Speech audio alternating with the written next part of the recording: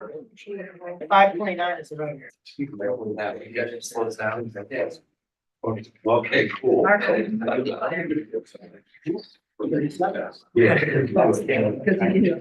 Yeah. All right, good evening, everyone. This is the meeting of the City of Harbor Springs Planning Commission. It's Thursday, February 22nd, 2024, 5:30 p.m. And welcome, everybody. Thank you so much for coming out tonight to help us think these things through. And can we start with the roll call, Jeff? Sure. Nancy Rundell. Here. Barry Lustgarten. Here. Mark Bidet. Here. Bill Mulder. Here. Tony Johnson. Here. Bob Thoma. Here. Vanessa Warren. Here. Rick Turchinsky. Here. Steve, we have a form. Just wait a second. We need to dig some more chairs out. I can. Another one. Jeff, we don't have minutes tonight for you. Right? Oh, this is a special meeting. We don't have to. We'll catch up on those. All right. Now's what we open up for public comment on something that's not on tonight's agenda. So if there's been something on your mind, or you have an idea or a suggestion, or oddly a complaint, I can imagine that, you could let us know about that right now. But if it's related to the zoning code, that's going to be the meat of the meeting, and we'll have a lot more time for that. So is there anything on your mind that's not related to the zoning code? You don't post the agenda packets online after the thing's done, so you can't go back and look at what's happened and compare it to the notes that you posted. I mean, we did them today, but after the fact, if you want to go back and look at them, I couldn't find it. Can I get your name and address for the minutes, please? Lisa Wiley, 529 Hoyt Street. Thank you very much. Yes, ma'am. Renee Reed, 539 East Bluff Drive.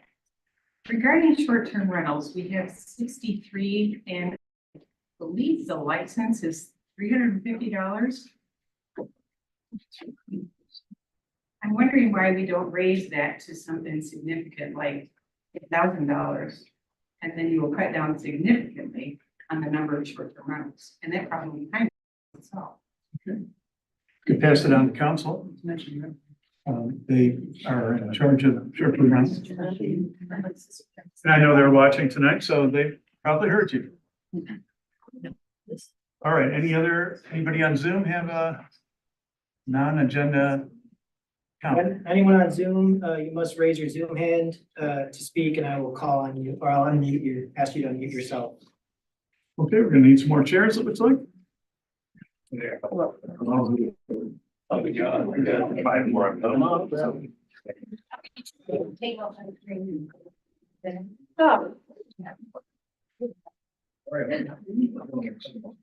There you are. You want to see that you're right there? Oh, no, it's right. It's good. I didn't say it for the minutes. Did you get that?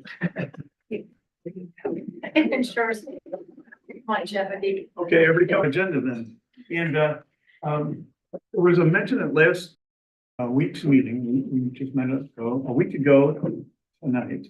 And a couple of residents inquired about conflict of interest. And in the interest of good government, I asked Victor if he could put together a refresher for the planning commission, as well as maybe of interest to members of the public. And he'll take us through that and we'll explain what conflict of interest is and related to those planning commission. And then we can address that. Victor?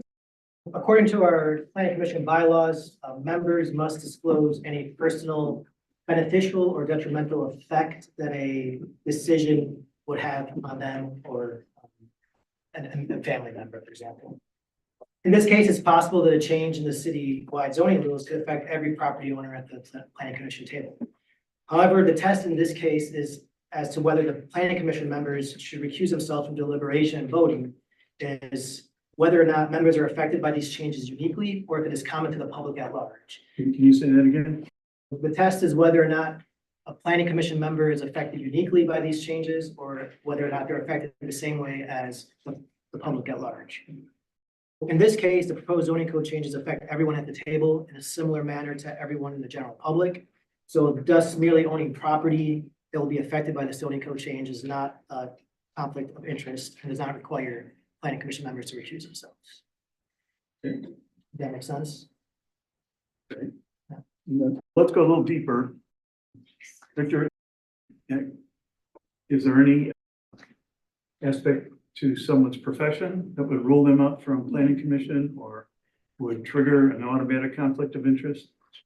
No, so the state law actually, and for the Michigan Planning Enabling Act requires a planning commission, doesn't encourage, it requires a planning commission to be consistent of residents of varying backgrounds and professional backgrounds, ranging from economic, government, public health, natural resources, recreation, a variety of backgrounds. So they require the planning commission members to have that experience and those interests because they want that diverse perspective when creating zoning code and zoning code ordinances. So there is no, just by being a professional, just being a professional of a certain background, whether it's engineering, design, which we have on our board with, I think, a good mix. We have engineering, architecture, design, public nursing, we have people with business background, we have construction trades, which is exactly what the Michigan Planning Enabling Act calls for in a planning commission. So the whole purpose is you have a variety of perspectives that come to the table together to create a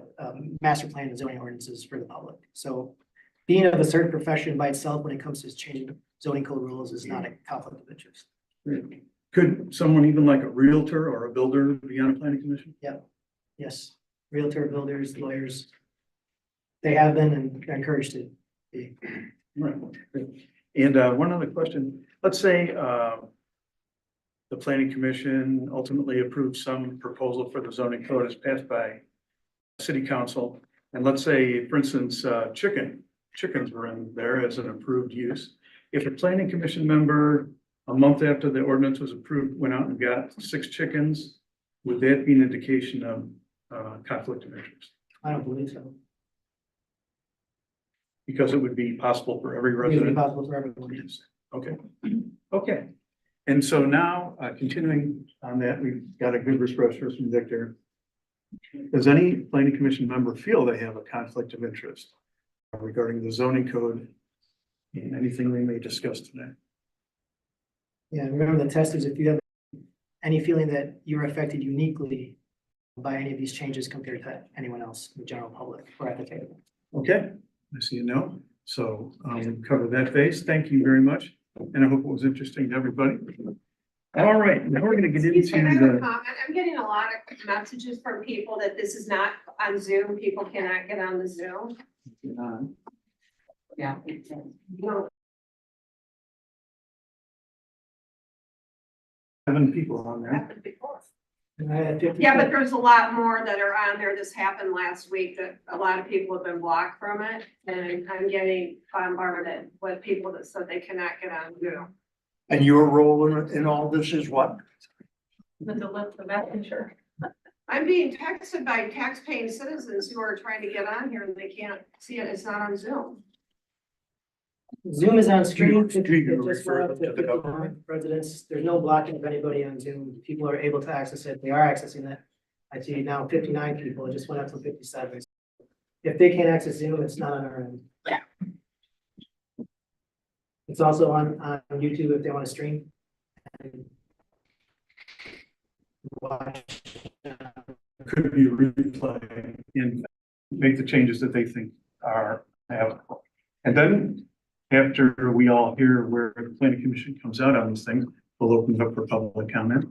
And then we'll close it and the planning commission will consider what to do next. So doing it this way could save a lot of comments because there may be something you comment about that you'll see changed or resolved in the discussion with the planning commission. So, all right, planning commission members. I want to catch you up on where we've been since the last meeting. We had 2 very robust meetings of public comment. And the zoning subcommittee got together and has made a couple recommendations based on those comments last week. And the first one is on page 2 of your notes. And that would be that duplexes and triplexes would have additional design considerations. The next thing is we get related to those chickens, and that is that chickens would only be allowed in the agricultural overlay district. People express concerns about having them in all districts. And the third change is for accessory commercial units. Only lower traffic business types, including artists, professional services, counseling, tutoring, music lessons, hair salon, barber, pet grooming, seamstress, tailor. So out would be things like coffee shop, cafe, higher traffic. That was based on public feedback and we thought that made sense. Those are the changes since last week in the recommendations. And now we get to consider the whole package and begin to shape it in a way that you all think makes sense. May I lead us through a couple of topics and see what you think about that? Let's start with chickens. How are you all feeling about a revised proposal to allow chickens in the agricultural district or agricultural overlay only? I feel better about that than everywhere. Yeah, we certainly had lots of feedback. I think we've listened to that feedback. And that is a fairly appropriate accommodation of the feedback we've received. Yeah, I spent some time talking to some colleagues that live in Ann Arbor and they've had a lot of heartache with the chickens. Hurt feelings with neighbors that thought maybe their dogs ate them, a lot of fox. They can't keep them in the fences. So they live in Ann Arbor and they've just struggled with it. That's great. Yeah, but that's where they belong. Whoever has them, that's where they go. Speak up a little bit. We'll try that. Yes. I have a thought about chickens. Does anybody else want to jump in? Anybody super pro chicken? No. I think this has just become a distraction. And it's taking up a lot of energy and a lot of emotion. And my thought would be we could not allow chickens anywhere. I think it's some owners in the agricultural overlay district made a request, and we can consider it at that time. I have a quick question. Yeah, Bob. Has anybody ever come to the city and asked if they could have chickens or? Yes, Okay, yeah, a lot 3 or 4 per year. per year. Yeah. Different. And I've talked with some people in the agricultural district that said that they have had chickens, even though we technically didn't permit them. They don't at this current time, but that they have in the past, and we just didn't know about it. And I thought it really is pretty residential in that part of the city, and if vermin or predators are a problem, we have a lot of people who have their houses over there. So. I just don't think of those of us who live here. That's an issue. Okay. So this is where we're gonna try to reach consensus, or at least determine what our position ought to be. Are you generally in favor of not allowing chickens in? This is where I need some. I think they should be allowed in the agriculture. You do, okay. Yeah, I agree. Yes, definitely, and I think that the overlay should be expanded to the Arbor Street area too, and allow the chickens there. But it was a nice idea and an interesting idea, but as you said, it became a distraction and people were focusing on a very small area. And I think to just leave them in the agricultural district is good. Just not in the agricultural district. The That overlay. abuts my backyard. Barry, I mean. Yeah, I mean, I agree with Rick that it is a distraction. Oh, okay. I think that keeping an All agricultural right. district is where it needs to be. That's fine. I could go with that. But there was a lot of comment, negative comment about chickens. But yeah, people still want them 3 to 4 people a year. And so if we allow them in the AR district, then that gives you the ability to say, no, you can have them. They're allowed here, but not there.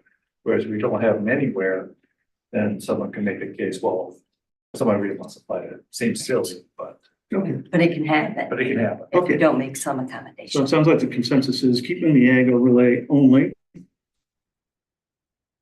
And I just question whether that should be by right or by special use permit. agricultural uses are By right. By right. By right. But not livestock. Yeah, Right. I don't know what criteria we would use. That's where I would go with it. I don't know what standards you would apply to make a decision on a special land use. And usually, Yeah, we don't have that much chicken expertise. yeah, we don't have. Okay, sounds like that's where we come down. All right, let's go to one of the macro issues, which is the zoning code format, the structure, the layout, the visuals. How does everybody feel? Have we hit the mark for usability and clarity? And I think it's spot on. It's so much easier, John did a great job. nice visuals, nice organization. It's much easier to understand than the old one. It's much easier to use. After last week's meeting and some of the questions that came up, I went back to the current zoning code and just was very frustrated with it. Yeah, it's certainly a lot more user friendly. Sounds like we're good with that. All right. Let's talk about collapsing zoning districts. That's one of the main parts of this thing. And we collapsed from 17 to 9 zoning districts, I think it was. And how are people feeling about that? Yes. For the collapsing of it. I mean, I know people that live on a street that have 3 different districts on their street alone. So I think that it's very much appreciated if we can. It's much easier to go through than the old one. And I think it evens things out, so you don't have people on one street that can have something Exactly. and their neighbors behind them across the street can't have it. This way, all the residential are the same, they have the same stats and setbacks and everything, so there's easier to navigate. If you're looking at 2 properties in town, you can tell what you can do in each one easily without having to go through this section and then go over here and look at this one. And I think for the layman, it makes it much easier, and for the professionals, it's a snap. They can get their job done, less time, less trouble. It cleans it up a lot. We have lots that have 3 different zoning on one lot. Right now, so I think I like it. What happens is the guy across the street wants to put a porch and he can't. So then he comes here and he pays money and we put him in the system. Then he comes to ZBA and we have a meeting and we say, okay, and he goes home.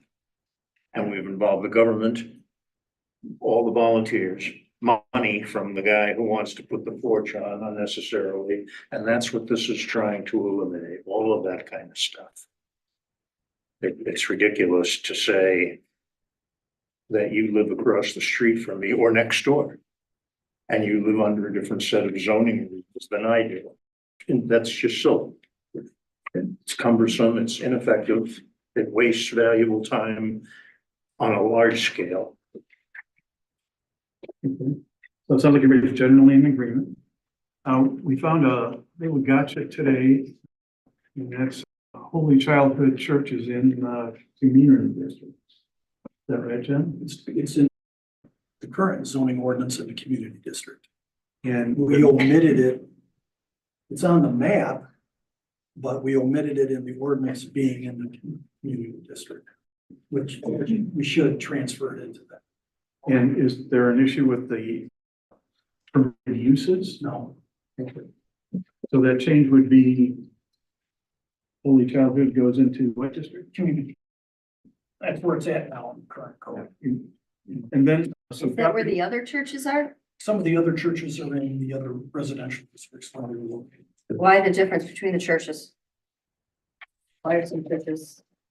The community district in the CBD, at the end of the CBD, there was public parking lots. And so it made sense just to have Okay. the community district cover the church area as well. Okay, But we didn't transfer it over in the new code, but in the old code, it is in that district, so. That was a catch that we had today. City attorney. Okay. And then I gotta tell you, some property owners on Bay Street who are in TR today have inquired about whether they really should be included in CBD or into some residential code. And so, John, Jeff, do you have any thoughts on that at this point? I can take a stab and then maybe Jeff can jump in as the zoning administrator. The current ordinance in the current zoning map has some of the properties on Main Street and TR, which is transitional residential. The intent of the district in the preamble of the district says that the TR district is set up to allow residential properties to migrate into commercial and commercial properties to migrate into residential. So it's over time. So it's, the properties can go either way, and that's why they call it a transitional residential district. The proposed ordinance brings them into the central business district. But what we did in order to protect the property rights of the residential property owners that are in the TR, we put those as a special use in the CBD. So the people that have the houses there now automatically go into that category. So they're not losing any property rights. And the special use runs with the property, not with the owner. So the property owner can sell the house for a residential house. The property owner, if they want to tear their house down and build a new house, they still have the right to do that. So it does not change any of the property rights of the people that are the 7 or 8 properties that are currently there. The reason. Do you have anything to add? The only thing I would add, so that section of Bay Street is where most of, I'm not sure if there's a solution possible tonight on that. But I think we ought to offer to have a session with those owners to talk, specifically about uses before, uses after, and to let them make their case about how they see their property being used and what the rationale is for a different approach if there is one. So why don't we plan to make that offer sometime as soon as possible, and we can all put our heads together on that, see if there's a different approach we'd like to bring back. Okay. And that would essentially be, they would become residential waterfront, that'd be the other option, probably. they're not on the water. Yeah. They have views of the water. Oh, okay. That would also take some properties that are currently conforming, like the yacht club, and it would make them non-conforming because those uses wouldn't be permitted in a residential district. Okay. If you were thinking of combining them with a different district, another potential option might be the B1 district, which allows for residential use as is it a by right or through administrative committee approval? Administrative review, but would not require coming to planning commission or anything, and they're already there. Still allows for some commercial activities, which there are some in that area. But it would preserve where the CBD doesn't have setbacks.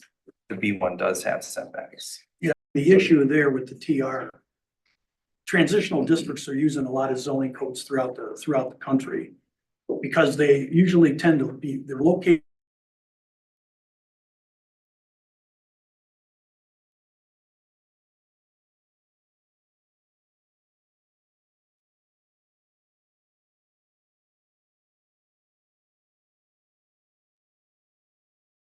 Zoom. They're all getting kicked off the meeting. Nobody can hear a word. Our phones everywhere in here are blowing up from people we know. So why is Zoom not made available tonight? So Zoom is made available. What I suspect is happening is we have so many users in this room that are accessing our Wi-Fi that has created unstable Wi-Fi connections. So it's booting us off. It's not an excuse, it's true. It keeps on loading and reloading Zoom. It's the internet connection. It keeps on going on. Y'all said Zoom is not available. Well, there's, They said it's just YouTube is all the only thing they're able to get if you on. can see the screen, that's Zoom. That's all the people that are on Zoom right now, so. And just like if the internet connection is unstable because there's so many users probably on it. All right, we're gonna proceed. We have to proceed. Gotta get business done. You're all here. That's fantastic. Speak up louder, you guys. We will do that. Yeah. All right. So it sounded like we've agreed that the collapsing the zoning district is right. We're pretty satisfied with that. We got a couple tweaks to explore and at least a fix on the whole childhood of parcel. And is that agreed? Yes. Great. Okay, let's talk about that agricultural overlay concept and location. So this is a solution in response to the first public input meeting we had where people in the western part of the city wanted to keep their agricultural uses where they would not have to come back and ask special permission to do those. And so we developed a thing called an agricultural overlay, which would let them do that by right, and it would go on for as long as the ordinance is in effect. They don't need any special permissions. How do people feel about that concept? Are we still good on that? Okay, and then how about the location of that agricultural overlay? We had it placed on the western properties, the bigger properties, but there's also one of our members, Emily Dubay, had asked us to consider also putting it back on the Arbor and Ottawa Street area where it is today as well. What's on the future land map for that area of the city? The Is it future land use map is residential? residential. Yeah, yeah. Those are, over on that side, those are perfect resident. There's some small lots over there already. On Ottawa Street and on some of the streets, that's a perfect residential area in my way of thinking.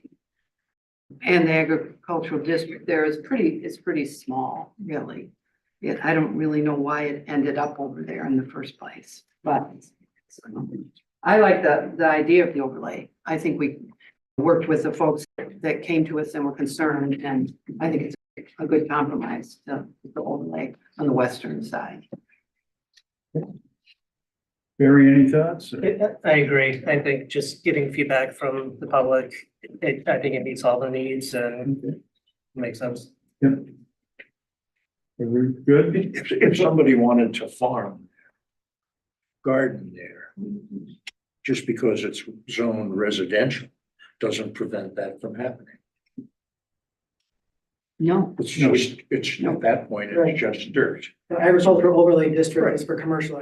Neighborhood wants to have a neighborhood garden there. they Yeah, don't so need- anybody can have a fruit tree in their yard. Anybody can, I Correct. guess they could plant wheat on their yard if they wanted to, but Why don't not have call it agricultural. cause confusion? for commercial overlay, Why not call it as agricultural in order to avoid causing confusion? we're not taking public comments right now, but Sorry. let's, let me just register that you have an idea on that.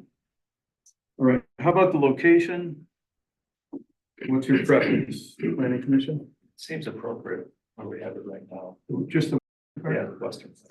Because I think the other section that we found, the master plan. That's the residential for a whole lot of reasons. Anybody really sold on having it on Ottawa Street and Arbor Street? Okay, why don't we take that as it's confirmed that you want it in our recommendation and it would be the western only. Okay. Next thing I have is regulated uses in table 3 of the proposed zoning code, and this was the clarified, modernized uses and where those occur. Any concerns with those? We've been over those 3 or 4 times. I think it's a nice way to show what we're trying to do. Okay, very clear. Works well. Okay, Yeah. I'm taking that as assent. Yes. Okay, here's a good one. New minimum residential lot dimensions. And let me get the right figures here first. The lot sizes that we were proposing for residential neighborhood is 52 feet wide by 132 feet deep. And we just checked the square footage on 6864. Yeah, so here's an interesting thing. The lot size that we're proposing is actually larger than the minimum lot size that exists today. So we're proposing 6,500 square feet. I'm sorry, today it's 6,500, we're proposing 6,864 square feet. So it's actually an increase in the minimum lot square footage under the proposed code. So when people have had concerns about making lots too small and jamming things together, that's actually, this would argue against that. Where it does come into effect is the lot width that we had proposed. And we were proposing a 52-foot wide lot. And instead of today's 65-foot wide lot, even though the area still has to be greater. So concerns or ideas about those minimum lot dimensions? And this is one where there is. Narrower but deeper. Yep, it could be narrower, but it would have to be deeper and achieve the 6,500 square feet.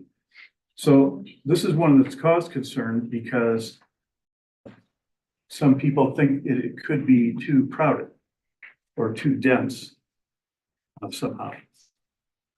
And these dimensions were modeled after one of our oldest and nicest neighborhoods, the West 4th and West 3rd Street neighborhood. So people could look at that to get a sense of scale about what that size lot would look like and whether it's too crowded or it's ugly or what. Let's just make another. And are we allowed to ask any questions or points of clarification? No, we're gonna work through our recommendation and then we're gonna come back and then we'll take some more input, then we'll decide what to do next. But this is the work we've been waiting to get to refine this based on all the comments that we've heard. So let's just clarify a few things on lots. There's nothing about this that would require someone to create a new lot in the property. And the city's not asking anybody to create new lots. The city's not requiring anybody to create new lots. This is an option for people as they have an option today. Properties, one or two properties are split every year on average. And sometimes property lines are just adjusted. So if we're not creating more land and the city's not going to sell any property it owns for residential development. And yet people still have concerns about it being too crowded. Does anybody have any thoughts on that? Been to Traverse City lately? You been anywhere lately? 100-foot lots are in the suburbs. In the neighborhood that these 52-foot lots are in, doesn't feel crowded to me. I'm drive down there and people can put two lots together if they choose to do that. People who can buy two small lots can do that. I think this is a very reasonable size for an in-city lot. I think it makes good sense. And it's based on something we already have. Yeah, I happen to live in one of those areas and I'm able to put a 2,200 square foot house plus a basement. And easily a family of four can live there. Cottage Company is a builder that's well liked in the city, and their concept is this smaller lot concept, so they. No. Yeah, we're trying to move through the code. The proposed code has been available for the last 2 to 3 weeks online. And people have had a chance to inspect it. So these guys have studied it, and so I'm trying to get their consensus on this. And then we can come back and discuss any number of things. Mr. Chairman, Yes. maybe just for clarification too, for the planning commission. A lot of minimum lot sizes and lot coverages were arbitrarily picked when zoning codes were developed. And they weren't based on land development or historic land development patterns in a community. So I would venture to say if we could go back in time when the current code was adopted years ago and ask the planning commission or the planner, why did they pick these lot sizes? They probably wouldn't be able to tell you any specific reason. Now, the minimum lot size in the new code is based on a historic land pattern here in the community. And that's the minimum, not the maximum. We don't have maximum. We just have a minimum. Somebody can always build larger than that. The other part is that the front yard setbacks in the current code are static. They don't change. So as Bob has mentioned, the zoning board of appeals is constantly confronted with people that need to have a variance to build their porch or their house into the front yard setback because of the configuration of their lots. So the new proposed ordinance says, okay, the front yard setback now is going to be fluid and it's going to be based on the average of the houses on the block. So the new house that goes in is going to be able to basically have the average of what their existing neighbors are. So we're going to get away from the static line. The setbacks are based on 12% of the lot width or 8 feet, which is ever greater. So as a person expands the width of their lot, the side yard setbacks automatically expand with it. So the way that the new dimensional code is set up, it's extremely flexible in terms of meeting the configurations of the lot in which the building is going to be placed on. So we're getting away from static lines that require people to come to the ZBA and make them more fluid based on the lot configuration. So that's the big difference in the current code. Thank you, John. And happy that's really the net of it there. Thank you. John did a better job than I would have. So, and I also think that having a very front line of buildings, I think will also promote better neighborhood communities. Makes it a little bit more alive. Brings things a little bit closer to the street probably, and they'd be allowed to anyway by right. And I think it's a very positive move. Getting people out on front porches is a good thing. It's a good thing. It's very good. All right. Sounds like we're in agreement with Yes. that process. and procedure. Okay, here's a good one. New minimum dwelling size. And what the subcommittee recommended was a minimum dwelling size of 565.60 square feet versus today's 864 in the zoning code. And we did that to sync with the county building code. How do people feel about that? Don't realize that property values are based on bedrooms, bathrooms, and like buildings in the neighborhood. And so smaller houses doesn't mean smaller property values. It probably gonna help theirs because it's a bigger house and it has more amenities to it. Can I clarify, is that 560 square feet the minimum floor area of the structure or the minimum ground floor area? The minimum square footage of the structure. Okay. You technically could have a 560 square foot footprint, 2 levels, so you end up with almost 1,100 square foot home. Could someone have a 280 square foot footprint, 2 stories to get their 560? Possibly, yeah. And with our 864, that's what we have with the Bay Street cottages, with their total size, including upstairs, to give you an idea of approximately. How big are those? Some of the small, they vary in size, but the smaller ones are 864, including first floor and second floor. And those were actually built as part of a condominium development with different rules. It was a planned unit development that was kind of minimized, yes. This has caused a whole lot of consternation in our current minimum size is 864 square feet. Nobody can remember the last time someone built a home for 864 square feet. As we've talked many times, the economics just don't support it. It doesn't make sense. People are building bigger and bigger all the time. Jeff says that when he has meetings with people, they want to know how big they can build, not how little they can build. So my thought is, if this is causing any consternation in the community, why don't we just set it back at what it is today, and it would make no difference whatsoever, because so few people would be building in this size range. But the same logic holds true if you put it at 560. So if somebody can always build to that level if they want. If they don't want to, they can build as much as they want. This is again a minimum. It's a minimum, but it's causing concern to people. What, And I what think are we the can concerns? eliminate it What are for, the concerns, Bill? the concerns are that, small houses like this are, unattractive, they don't fit in the community, they'll be destroying the character of the community.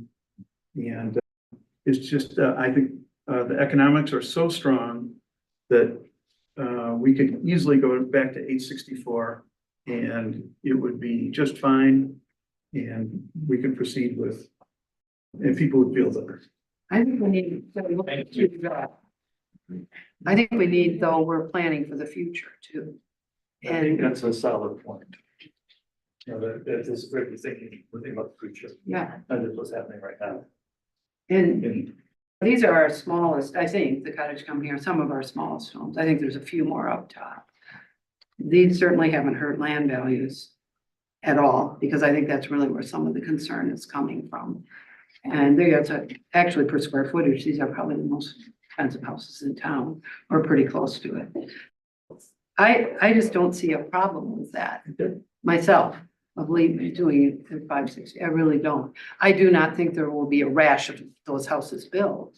No. But I think we need to look to the future where we've got one person living in homes and smaller homes for people. That's what our surveys has told us people want, are smaller homes, smaller lots.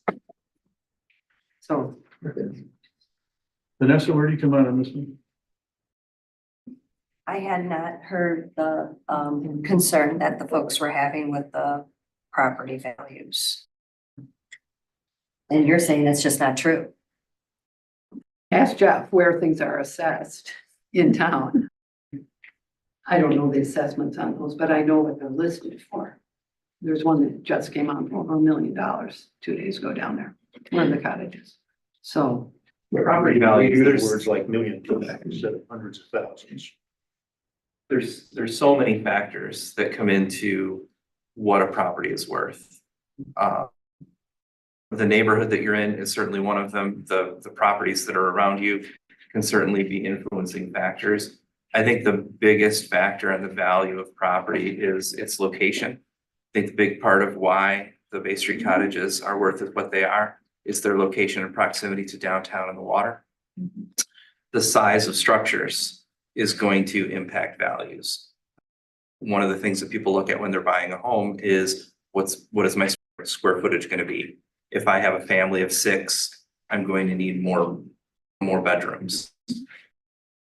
But again, that's all in relation to each other. I don't think that smaller homes have a significant impact in my history in assessing work in the sales that I see in neighborhoods of negatively affecting neighboring properties. I think the quality of construction and the style and those factors and the level of maintenance and upkeep are the bigger factors that influence the value of properties and neighboring properties. Is it good planning practice to be in sync with the county? Are most folks in sync with the county? It's really, it's a local policy decision. There's no requirement that you have to be in sync. But is it good planning practice? I think that's what your neighbors. The surrounding townships that are part of the county zoning ordinance, That's what they that's what are. they have. What's the process now? Okay, so we have a square foot limit on size. Minimum. So what's the process? If somebody comes in here tomorrow, says, I'd like to build a 600 square foot house. What do you do? Using our current limit of 864, tell them no. Can they appeal? Do they go to ZBA? They would have to go to the zoning board of appeals and they would have to convince the ZBA that they have a practical difficulty of why they need to be able to build smaller than what our limit is. Okay. And So there are alternatives to changing the zoning. I'm trying to get in line with what you're saying. put the fire out, forget about it. And if somebody wants to build a small home, they'll come and see Jeff, and then they'll come and see me, and we'll either make it happen or not. So that would argue towards which figure Just leave it the way it is. in today's, Yeah. our current. It'll turn the heat off. That's not really the factor. I understand. I just think there's actually a very small difference between those two sizes. But, and it won't matter anyway, because people just aren't gonna be able to build a home that small. Why do you say they're not gonna be able to Just build them that small? laws of economics is what makes sense. With the cost of land and with the minimum lot sizes we have. If someone created a new lot, it is not gonna be cheap. And it just, we haven't seen people wanting to actually go as low as they can, and so But won't the market control that? market will control that. Really, that's where that should be. That's really the safety valve, and all this stuff is the laws of economics. Don't get overcome by zoning. All right, let's get a consensus. What's your pleasure? What's your pleasure? Don't, not about me. No. Barry, what do you think? I get the concern about the small lots, so. Yeah, I do worry that you would be able to put up something that doesn't look representative of Harbor Springs. Material wise, it wouldn't cost as much, so I would worry about that. I would say leave it as is. 864. Okay, Nancy, I think I know where you're I coming think down. Okay. Bob, what's your pleasure? I'd like to see a change, but I don't see that happening, so keep it the same. Tony? I'm inclined to go back to the 864 myself. Oh, Rick, I'm sorry. I like the idea of going smaller because people said they wanted smaller homes, getting us in line with the county. We're trying to make things easier and line things up with everybody around us, and the 560 does it. And we're not forcing anybody to have a small home. I'd like to see the 560. Okay, You know what? You changed my mind. Change my vote. we'll do it. Mark? I think, I like the 560. I think a lot can be done with that. And as far as the economics of it, you're building less, so you're probably spending less. $1 per square foot will still be high because you're providing some standard fixed costs by a smaller number of square feet. But overall, if somebody wants to do it, more power to them. But so I'm for 560. Okay. Vanessa? I like the idea of being in sync with the county. All right. And being in sync with the folks that are around us. 560 wins. Okay, next topic. The types of housing that would be allowed in RM and RW, these are the two big residential neighborhoods. The proposal. All right. How do you feel about those? Let's start with Vanessa. It's 4 uses. I don't have a problem with these. Talked a lot about this. Yeah, same. We've been over this many times. I like that there's a good garden there for the triplexes. I think that will just put, could be too much pressure.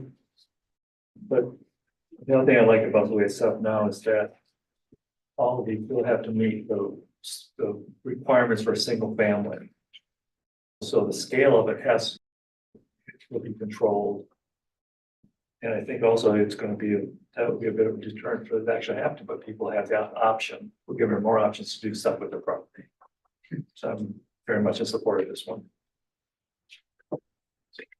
I'm in support of the options too. I do, just as Mark said, that a triplex is subject to additional scrutiny with the special land use permit. I have no issue with duplexes, as long as they meet all the criteria for a single family, which they do. No problem. And ADUs, they're here, they're done, a lot of people are in favor of them, to provide, somewhere for family to stay. I have no problem with those either. Bob? I just don't know how you determine whether family is in them or they're renting or not real excited about ADU? yes, Oh, okay. We have them now. yeah. But I'm not real excited about seeing an invasion. Good with those. We talked about those a lot. Barry? Yeah, I'm great with them. We have duplexes now on Main Street. We have duplexes across from the beach. They fit in well with the city. As far as the triplex, to be able to come to a planning meeting to discuss it is, I think, good. And as far as the ADUs, like you said, they're here, we're already using them. So I think it's a good option, so. Let's just, wait a minute, Rick will be good. Tell you about ADUs. We've had them for decades as guest cottages. The most prevalent design seems to be garage apartments. So they're all over town as garage apartments. They're in weekly as garage apartments. I think they can look quite pleasant. The many things would prevent you from building an ADU. If number one, you have to have the need and want. Number two, you have to have enough property and availability to work within your setbacks. And then two, the money. I don't think you can build a single structure for less than 100,000. It might be more like 200,000 or 300,000 if it was a new garage with an apartment above. And we have associations, 25% of the houses are under associations, so it has to meet their guidelines as well. All these proposals, if your property is in an association, homeowners association or a condo association, you likely have much stricter regulations that would apply on top of zoning and could prohibit or modify a lot of things that we're talking about here. So when we think about 25% of properties in the city are in some type of association. I think ADUs are useful, low risk, high reward for the owners that can do it. And we get about 3 to 4 requests per year for a new ADU. And so that tells me that it's not going to be a high volume solution. And the other thing is that we're over regulating today. You know, where we require your guests to leave after 21 days and then not to come back for 30 days and then the clock can start over again. So we think that's not fair and not the correct role for government to say that. So anyway, I'm strongly in favor of ADUs. Rick, we are confirming support for the uses in the residential districts for single unit duplex, triplex with special land use and ADU. What's your feeling? I think it's good. And again, ADUs, I think the marketplace is going to restrict them too because of the cost, but Okay. Good. Next thing is accessory commercial units. This concept here is a small neighborhood business that can be located in an accessory building on your property. And this is the one that was modified after last week's meeting in terms of a recommendation. And the committee took out the uses that would generate the most traffic and took it back to the types of businesses that you can operate out of your home today, and essentially moving that as an option where you could operate an artist studio in an accessory building on your property if you have one. And you have to own the property. You have to own the property. Essentially, it's just the same thing that we wrote a lot of do today, is a home occupation in a home, to another building. For the casino. And it is a special land use in all the residential areas. You have to come and ask before you can make it a commercial. And it's small. It's very small. It's very small. John, let me ask a clarification. Could somebody do this already? Yes, They had, some of the guest houses that we review, in fact, the last one that we reviewed that's being built right down at the end of the street has a 3-car garage, and then on the second floor, they have a large rec room and a large office space. So that there, in some of the guest houses that we've reviewed, people are already putting offices in. I think I would add, I don't think we have a limitation or requirement that in our current zoning code, home occupations have to be in the home. I think we already have some home occupations that were in ADUs already. This is just basically taking future home occupations that would be in ADUs and requiring them to get special land use approval. So it's actually more. Oh, it's more. protection. Yeah. This is, So is I this- think, is this necessary? to have special land use approval. Do you, or is there some extra value in us putting an accessory commercial unit into our code as an allowed use when essentially people can already work where they want to on their properties? I think it happens here more than other communities. A lot of folks stay within their home. They have a home office or home use. It's like the applicant that came here about 6 months ago to put a pet grooming in her house that we approved, the planning commission approved. But I find that here in Harbor Springs, when people build a guest house, they're also integrating into the guest house a separate office area. So it's already naturally, organically already occurring here. It's just not expressly authorized. It's just not expressly authorized. And I think it would be good for us to do that. That way, we already have some minor differences between a home occupation and an ACU in some of the requirements. This also provides us the opportunity to continue to deviate and have different regulations for them as we see fit in the future, should we need to. Yes, and like the guest house, which is now approved by special approval, the ACUs would be approved by special approval, which would require everybody within 300 feet to be notified. So they have an opportunity to come to the planning commission and give their input. Okay, so it's already happening today, just by nature. Question, do we want another layer of regulation? Or are we better off just let it happen free flowing? With the ACUs, they're allowed signage, correct? Yes, it's Yes. on the face of the building. On the base. On the face of the building. So the difference between me building an ADU in my backyard and doing my tax work out there for people is really, the only difference is I wouldn't be able to put a sign up for it. And so there's nothing to stop me from doing that. It's an extension of my home. So do we really need an ACU section to complicate our lives? The one thing that I hear from people is their concern is that they don't mind the business, but they're concerned about the upkeep of the building and the traffic. And seems to me if they're already doing it in their house, let them do it in an ADU and just have that and take away this layer of regulation and simplify our lives and their lives a little bit more.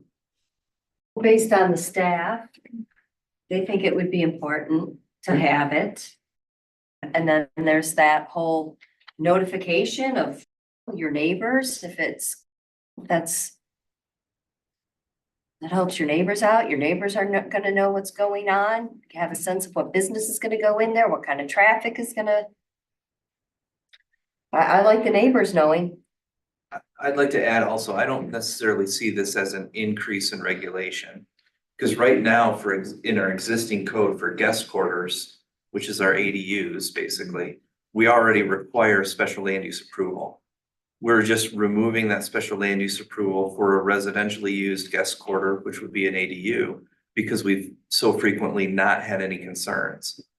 But we felt it was important to keep that regulation and that oversight for one that might have a home occupation in it. That's why we kept the ACU and moved ADUs to not require the SLU, but still an SLU there. So it's not, I don't think it's an increase in regulation, just maintaining that regulation for an ACU use, but not requiring it for ADU purposes only. That makes sense? So I guess Okay, I so support it. where are you coming down with this? I You support it. Yeah, I'm also in support, Okay, based on Jeff's rationalization. In supporting the perspective of the notification to the neighbors and that everybody's aware of what's going on. That does add, or not add, but that is a layer of bureaucracy, but I think it's valuable for this instance. you're for it, okay. Rick, you said no. No, Nancy, you're for it? Yeah. Barry? I'm for it, I agree. Okay, I'm a no, but the yeses win. Let's see, let's talk about flag lots.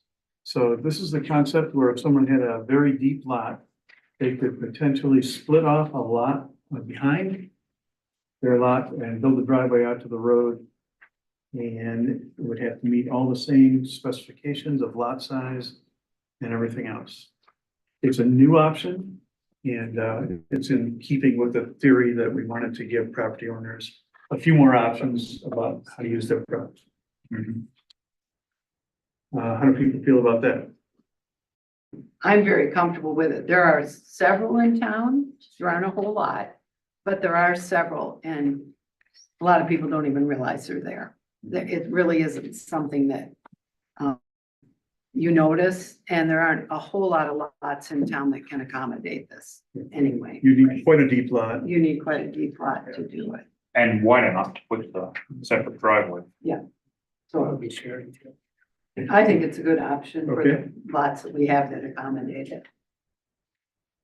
That's a yes. Oh, Barry, you said, Yeah, I agree. I don't think it's really gonna be an issue because again, 25% are under association and then the amount of lots that are able to accommodate it. So it's gonna be pretty minimal, so. We're gonna be fine. Rick? Yep. You for it? Bob? Yeah, we've just given permission to some people on Lake Street to do that. They're gonna cut through and build, what are they gonna put? 4 houses in there, 5, I can't remember. Yeah, that's Part of a condo. that's part of the condo. Tony? Yes, I'm in favor. Okay. Yes. Mark, Vanessa? Yes. And I'm a yes. So let's check. Let's see. What other topics would you like to talk about? Let me recap where we are. As staff, any other concerns or ideas? Okay, let me recap there where we just came out. New zoning code format, structure, layout, visuals, yes. Collapsed zoning districts, yes, with correction for Holy Childhood and discussion with some Bay Street property owners. Agricultural overlay concept and location, that's a yes, and it would only be the western properties. Regulated uses in table 3 is a yes. New minimum residential lot dimensions is a yes. New front setback approach using averages is a yes. New minimum dwelling size is a yes as proposed at 560 feet square. Housing uses in RM and RW, single unit, duplex, triplex, and ADU is a yes. Accessory dwelling units is a yes. Accessory commercial units, slimmed down with less impactful business types is a yes. And flag lots is a yes. And chickens are a partial yes because they'll only be in the agricultural overlay. All right. That's where we stand. Everybody feel good with our consensus on those? Okay. Now what we should do is get some public comment and then we'll bring it back and we'll see if there are any new information or new arguments or whatever that would have us change our direction. And again, we'll talk about next steps, and I should have explained to the folks in the room that what the planning commission approves is a proposal essentially that goes to city council. City council is the elected representatives, and they're the ones who make our laws, and so they have to approve it. So what you could be seeing tonight, if people were comfortable enough to vote on this, is that it would be wrapped up and ready to be sent to city council. And they can determine based on their schedule, if they want to hear it, when they want to hear it, how much they want to talk about it. They may receive it if they address the folks on the planning commission, and we can't necessarily answer questions real time. So that feels frustrating, and it feels like we're not responding, but those are the rules. So, and you can't argue with another person in the audience, for instance, and you can't give your time to somebody else who can't, like they do in Congress. So anyway, now is the time to tell us what you think about what we just decided as a team, and then we'll close it out, and then we'll come back and assess that. Yes, sir, in the back. Could you, then you get to introduce yourself. Yeah, thank you. Andrew Pappas, 130 West Blood. Thank you for being here tonight. Just some minor comments. It's very difficult, I'm sure, for the people online, but I'm in the back row and I couldn't hear half of what you were saying. So maybe a sound system upgrade might be in order, or to speak louder, because you are here as a public meeting and it's very difficult for us in the back to hear. So that's just a comment. Also, having been in a position similar to yours, if any of you on this board, and I'm not casting dispersion, but have anything that is directly affected by one of the things you decided tonight, as Victor discussed, if your property is one of a certain type, I would have felt more comfortable with that person, or think it'd be better if you recused yourself from that particular vote on that issue, not the whole thing, maybe something that might directly affect you. Bob came by my house today. Thank you, sir, I'm not asking for a comment, but he came by and dropped by, and we discussed some things. And from what I'm hearing tonight, of all the issues that you said you got a lot of feedback, maybe by email and comments, and you said yourself the town was in an uproar, or the house sizes. So from what I've heard tonight, I guess I'm correct in discerning that the only thing that's changed since your meeting last and this meeting tonight is that the chickens are gone, or partially gone. Everything else remains the same. And I find that puzzling, because having watched the last meeting on Zoom and seeing the turnout here tonight, seems like people might have been expecting more from their participation in this process. Well, maybe not in the past, but seeing your final plan. So the only thing that's changed, if I'm correct, is that of all that we've discussed tonight and all the feedback and all the emails and comments, chickens are partially changed. Find that curious. That's all. Thank you. Usually we do folks in the room first, but we got a couple hands up on Zoom. Anything, Victor Williams? This is Carter Williams. I think I'm unmuted. Yes. Yep, we can hear you. Okay, this is Carter Williams. I own 355 East Bay Street, which is in the TR zone. And I just want to be clear that we understand the issue on TR. So I do appreciate that there's a discussion about what it should be.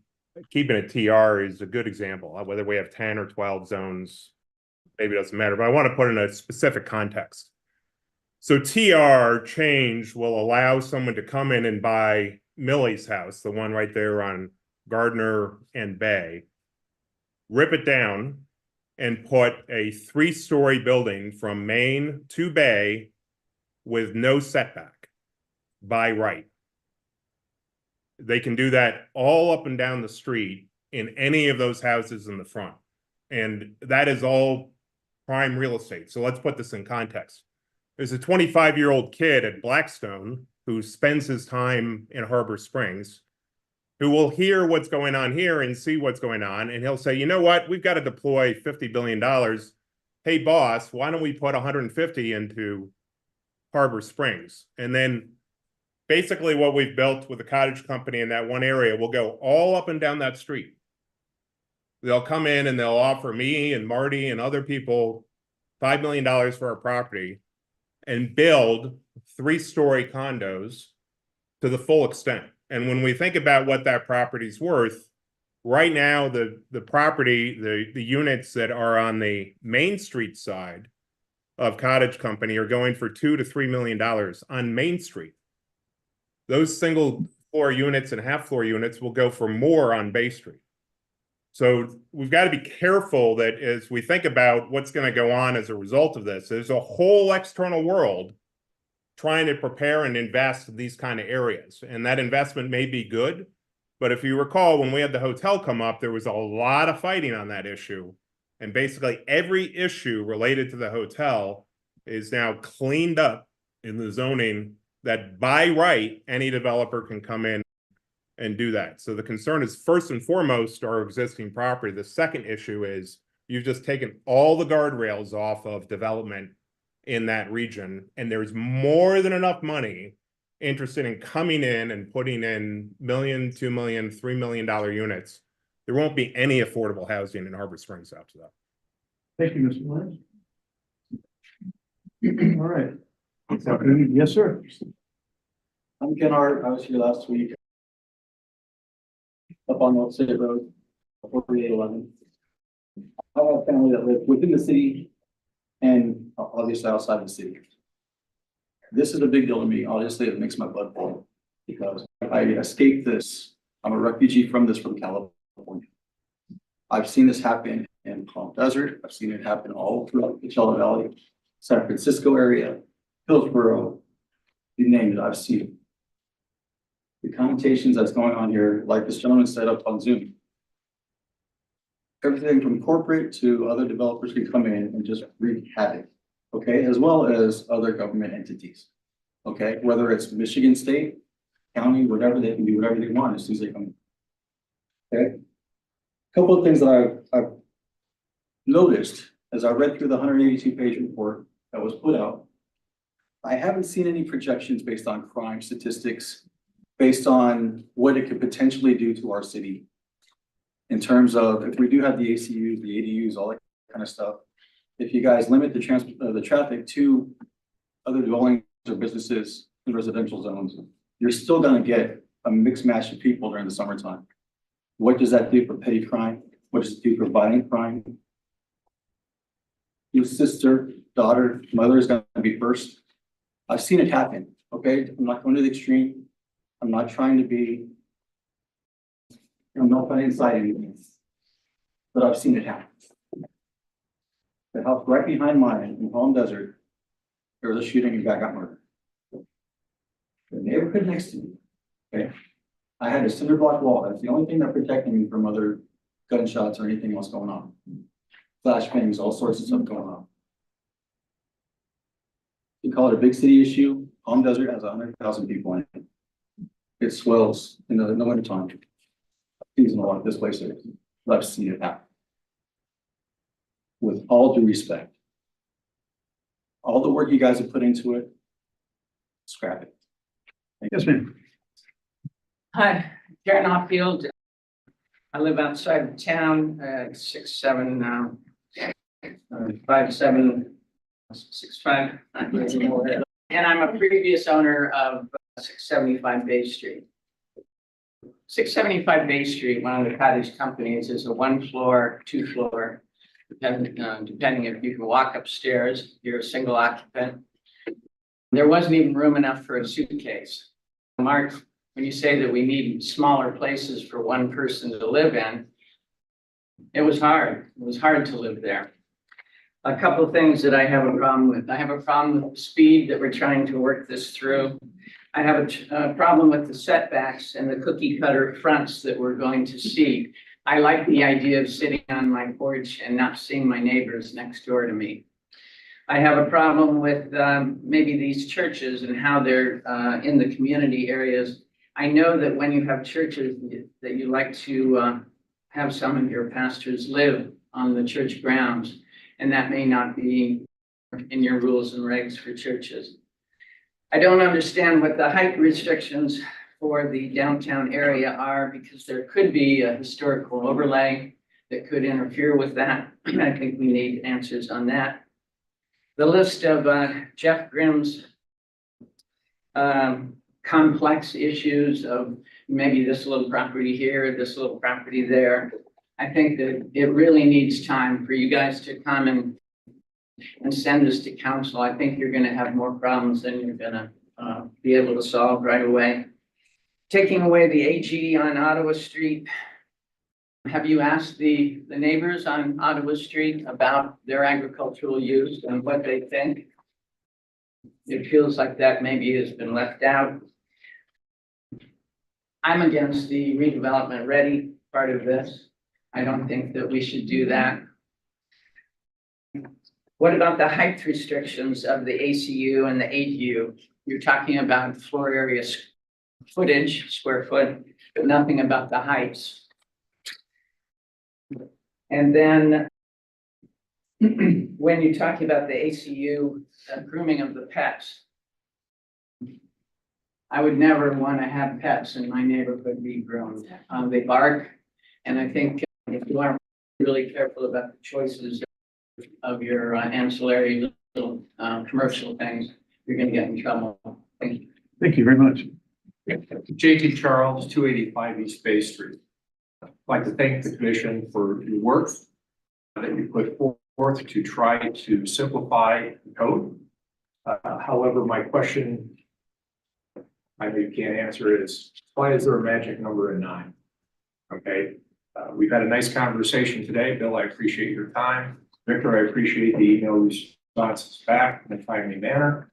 I just think that we need to have further discussion in changing that Bay Street TR. And fully understand Jeff's comments and John's comments with respect to what were already special use. I don't think there's a resident on that street that understands. I'm the only full-time resident on the street right now. There's 9 residents. I'm sorry. Are you full-time? I am. Where are you at? I'm fine. In our section, up to Judd. From Sipinski at 233. To the best of my knowledge, I was the only one because I'm the guy that always clears the sidewalks. Anyhow, I welcome the discussion. As far as having other residents available, it's February. Drive down the street, there's no other lights out. We might be able to get Weinsman's at 233. Carter, I think he's on the Zoom now. But I do welcome that discussion because we do have a lot of concerns, but thank you. Yes, sir. Yeah, Tom Barner, 2174 Gulfview. I've been on several planning commissions, been on a city council. My understanding is that the master plan is more of a guideline and you're not required to sync the zoning to that. And of course, the master plan was not followed during the Irish boat shop construction. Number 2, on these ADUs, it says overregulated today. Who determined that? Number 1, what makes you think they're overregulated? And I agree with Bob on these duplexes and triplexes. Who's going to live there? What kind of, who's going to move in there? Just like he was saying, crime and problems. Let's go to Zoom. Betsy? Betsy, are you there? Calling Betsy. Mute yourself. Give her a minute. We could move over to, is that Sam? Sam Go back to Powers? Sam. You're unmuted. Well, oh, thank you for the unmute. Now we can- I'm a property owner of 293 West Lake Street. I appreciate the council's willingness to open the forum to Zoom that allows me to both hear and participate. Allowing people to conduct business because they have a separate office in a garage or a studio in a garage distorts the zoning rules between residential and business. When people are going to be allowed to see clients, to conduct retail transactions, et cetera, it really effectively makes turns residential into zone business. it increases traffic and increases parking and increases noise, et cetera, et cetera. So I think while in theory well-intentioned, the ripple effect of allowing business to be conducted in residential areas just because somebody has an exterior office is a slippery slope. Thank you. Thank you. Want to pick somebody? John Fox. It's nice. Yeah, hi, John Fox, 309 Pine Street. I'd really like to follow up where Sam just left off. In the discussion on the ACUs, it seemed like the Planning Commission was talking more about home occupations. If I was an architect, if I, whatever it might be. And based on what I see, it says it will allow lower traffic business types. And so here's a few businesses that could open: a craft business, a clothing boutique, a baker, a jewelry store, a barber shop, a consignment shop, a cigar smoking shop, a fudge store. These are just a few examples that when we talk about opening the door, and Sam mentioned the word slippery slope, I believe that you're not going to be able to put all of these businesses in the not allowed category, number one.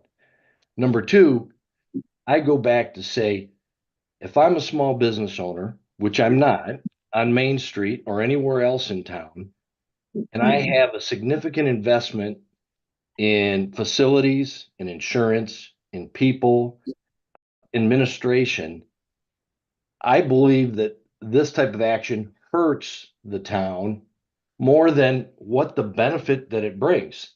And I'm not sure the benefit has been defined.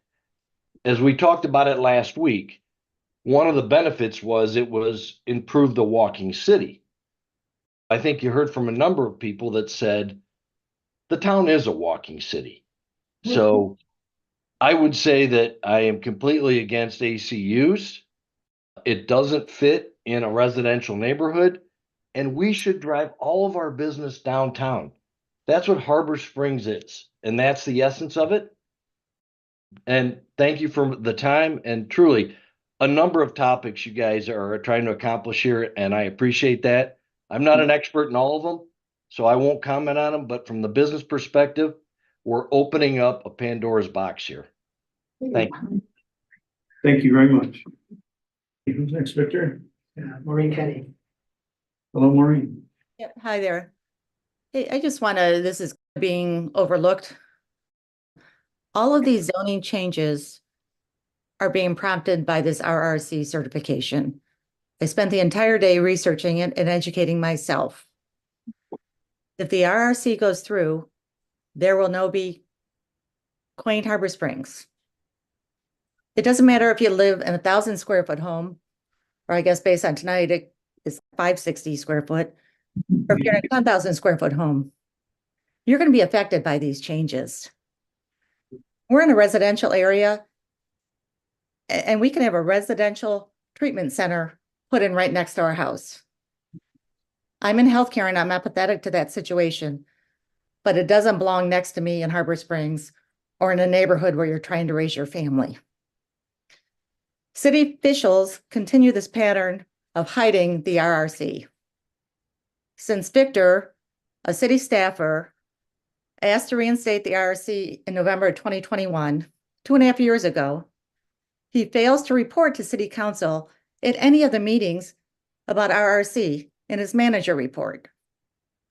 Only on August 1st of 2022 did he give a zoning update, which is what you all are speaking about today. Victor makes no sense for the past 2 years of RRC in his monthly newsletters.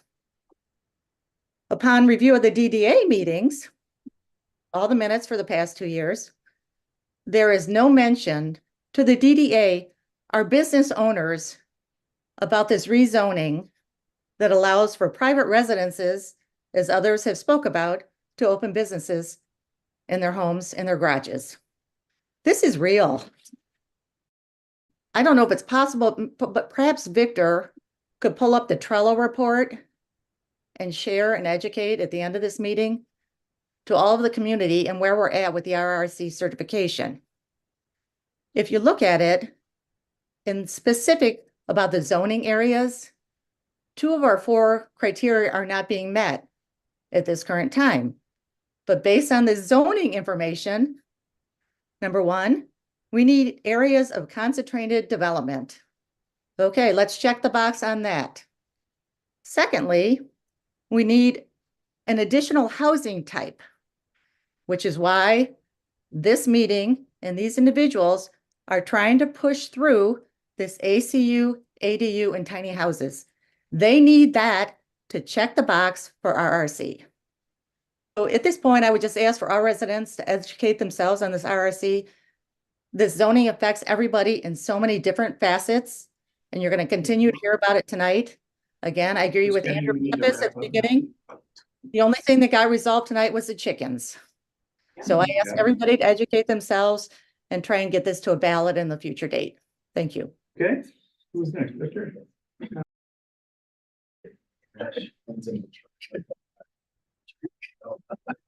Hi, everyone.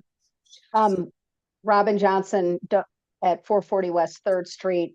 First of all, I am so grateful for the participation from the community in this issue. It's been overwhelming, and it's really nice to see it. And I hope that community members continue to stay involved. I'm also glad to have noted that the Planning Commission did acknowledge the need for City Council to actually pass a law before they attempt to enforce it. That was good to hear. Mainly, I want to say I agree with everybody else who has stated their objections prior to me, all the people who are ahead of me. I'm really concerned with the loss of green space that this plan foreshadows. Duplexes, triplexes, ADUs, ACUs, overbuilding every single lot just so you can collect taxes from them will take away what is the beauty of this town. I would like to see these very limited. I don't want to have everything look like the cottage company. I don't think those are the bee's knees. I'm not so thrilled with them. They're beautiful houses, but they also don't have a lot of green space around them in many cases. I do agree that the chickens were a red herring. We predicted a long time ago that you would just say, okay, we'll give in on the chickens. The chickens were a complete red herring. Nobody really is going to end up having chickens, so it's pretty much a non-issue. It's the only thing that you have changed after all the comments against all this. Only thing that changed was the chickens, which is a not complete non-issue. One of the items you mentioned that you would notify neighbors, I think it was for the ACUs. What's the point of that if you don't listen to the citizens, residents, and taxpayers? There's absolutely no point. You have not changed one opinion except for the chickens. So I hope I'm against really all of this, the RRC, all of that. I'm against all of everything at this point because I don't think it's necessary. And I don't think it'll make Harbor Springs a better place. Thank you. Thank you. My name is James Cassidy, and my family lives at 493 Harrison. And we've been there 16 years in that property, and prior to that, for 4 years on 125 3rd Street. 3rd Street, beautiful little house next to the old Burley's insurance building there, and great walkable thing. Busier than heck when the mail trucks are coming 3 times a day and the beer trucks and all that, but that's part of it. So we walked a little out of town, bought something else. We love it. Kids are going to school. My daughter's been educated here. She's moved on. She's going to school in Wales. We love the community. What I fear here is the things we're proposing tonight are going to fundamentally change this town. And fundamentally change became a popular thing about 16 years ago in the presidential election, maybe 12 years ago. It's not working out so well for us across the country.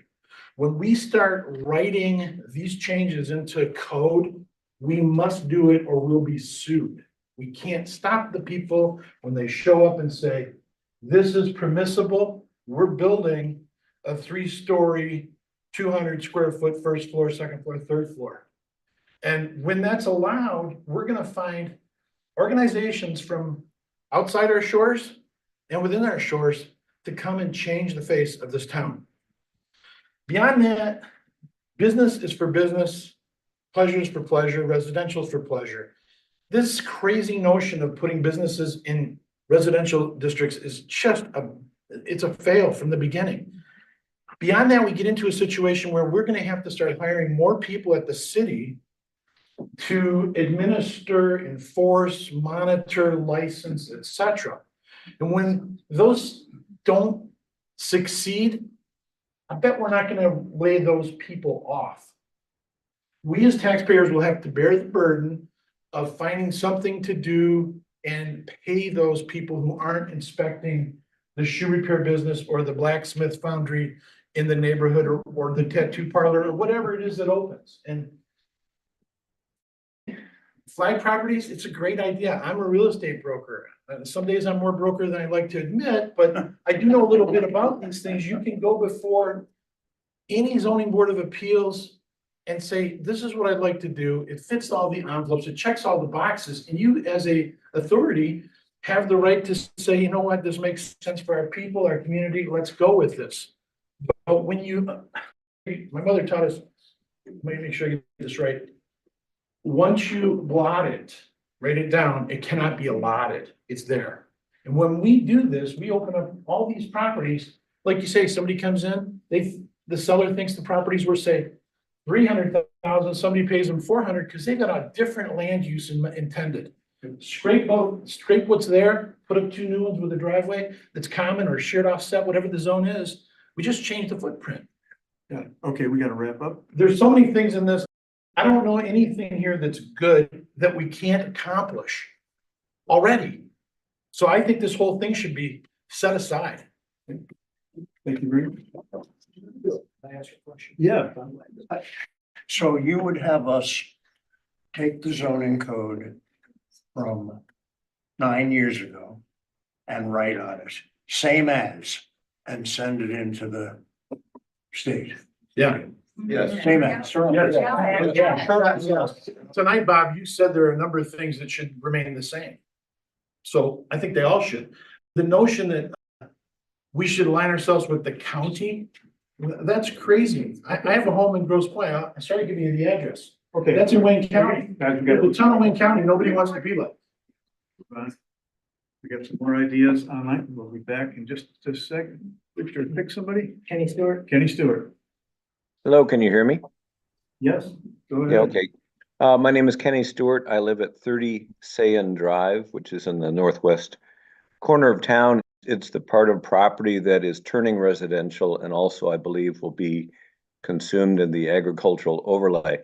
And I'll take a counterpoint of view from several people that have spoken. I'm actually in favor of the vast majority of the things that are being proposed, and I thank the commission for their work. I am also not necessarily going to benefit personally from some of these changes, but I do recognize the value of for the city. The reason I'd like to speak tonight is I want to emphasize something, and that is those of us that live in this northwest corner of town, I would submit that our lifestyle is slightly different. If you were to take a, let's say, a compass or draw a radius from the center of town out to Hoyt, or the center of town out to the corner of the city that is north along Clark Street, you would see that the distance to town is shorter than where we live. We're in the farther location. There are no streetlights. Agricultural overlay is a good idea. I'm actually in favor of chickens. My neighbor had chickens. And my point is that our lifestyle by choice is to live slightly farther from the center of town and have more space. And if you look at the average size of the lots in that area, it's larger. With the exception of, I counted 3 properties that are along Peffer Drive. One of them, by the way, owns 2 lots. The vast majority of properties that far from the center of town are all larger. This is true even along Glen Street. So my request of the commission is, as you're working through this stuff, don't think of, can someone build a small house on a small lot, 560 in your minimal lot size. the answer to that should be yes. However, I would recommend that you go to the next step and change the residential neighborhood area that has the agricultural overlay to do one of two things. Either increase the average lot size to be more in line with the average in our part of town, or if you're hell-bent on having small houses on small lots as an option, allow that, but then also in our part of town, request a maximum population density to maintain some extra level of green space so that we can maintain our lifestyle. I walk farther to town and I'm fine with that. And the value of my property is based on the larger property size. Don't take Third Street and just lay it out here. And finally, I'll wrap up, is the market forces will determine what's get built. And I understand that. But your job is to make sure that the extremes that might damage the lifestyle of Harbor Springs are not permitted without sufficient constraints. So thank you very much for letting me speak. Thank you. In the room, oh wait, only one Got a question comment. I'm here on sorry. the ADUs. We can only have one comment per We've had short-term person. rental problems in the past. How does this fit into that? Number one, number two, making the city more walkable, and I saw something, so we would be less dependent on fossil fuels. So does that mean if this goes through, the next step is a wind farm in the bay or banning gas stoves in town? Thank you. You're laughing. My question is, one of the things about these 3-story buildings, you didn't really seem to address it tonight. Where are those? I'm hearing that from different people that Okay. 3-story buildings are gonna be allowed on Main Street and on Bay. Is that, Let's see if we can come back to that. All right, let's go back to Zoom. Tim Patton? Hello, Tim. Thank you very much. Yes. Address 251 East Bay Street. I share largely all the sentiments that have concern here. And I really just wonder, where did this come from? You know, was it a specific person, or where did this initiative come from to so materially allow the opportunity to change Bay Street, which is notably maybe the most beautiful street in Harbor Springs, that has been the same character for 150 years. I don't know where this came from, but I agree with all the negative sentiments. And, you know, maybe there's some slight changes to move it from one from TR to something else, but to not allow the basic integrity and beauty that people walk up and down past my house and my neighbor's house and take pictures all summer long, and possibly allow there to be these multifamily, more or less commercial, affordable housing. I just I can't begin to understand. And I wonder what the motivations were. Does anybody there want to own this suggestion? Who came up with this? Thank you. Thank you.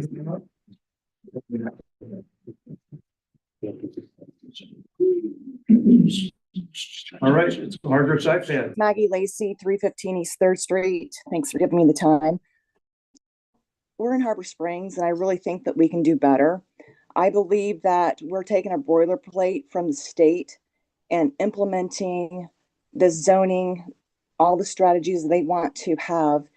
And I remember when we did not take a grant for the marina to rebuild the harbor house, because we would have to have or give up a couple of slips to the state, and you would have the state involved in what we were doing at the marina.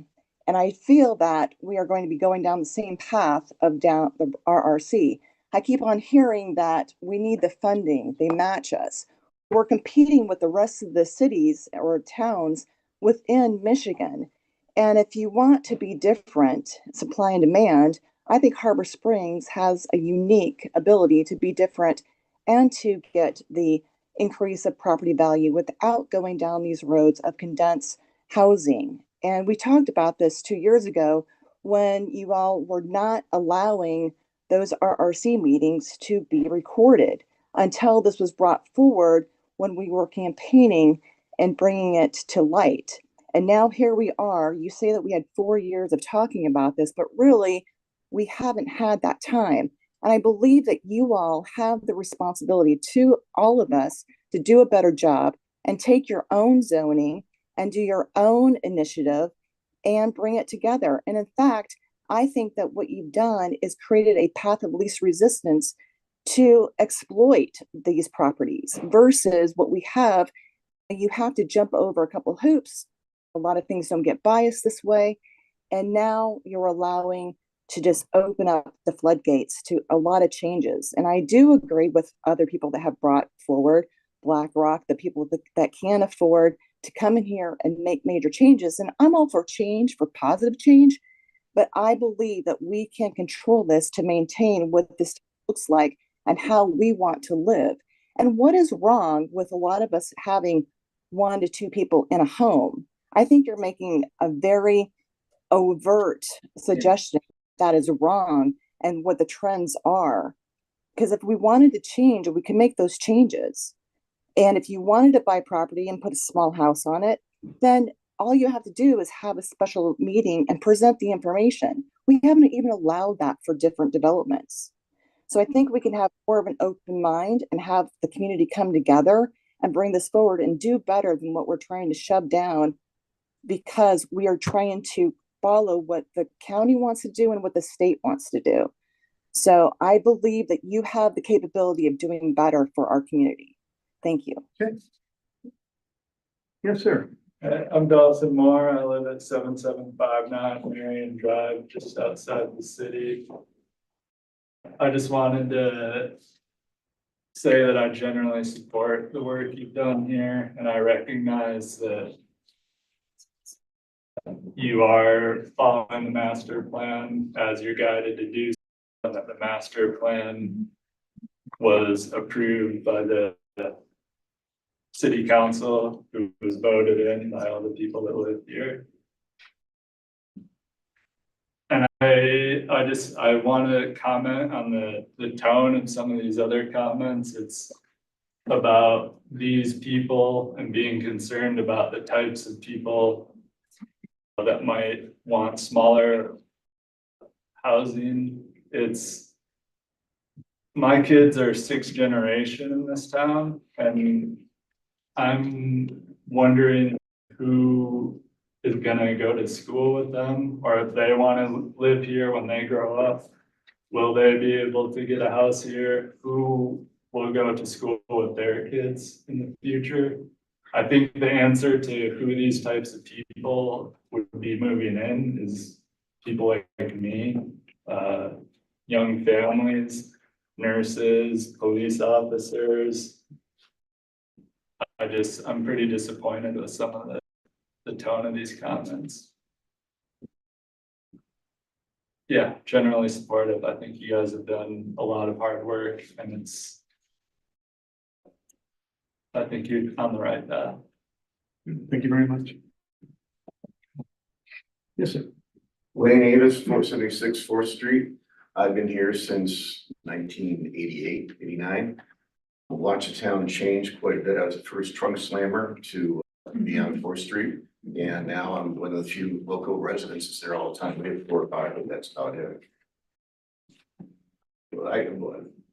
My main comment is this. You guys have spent probably 100 hours going over this.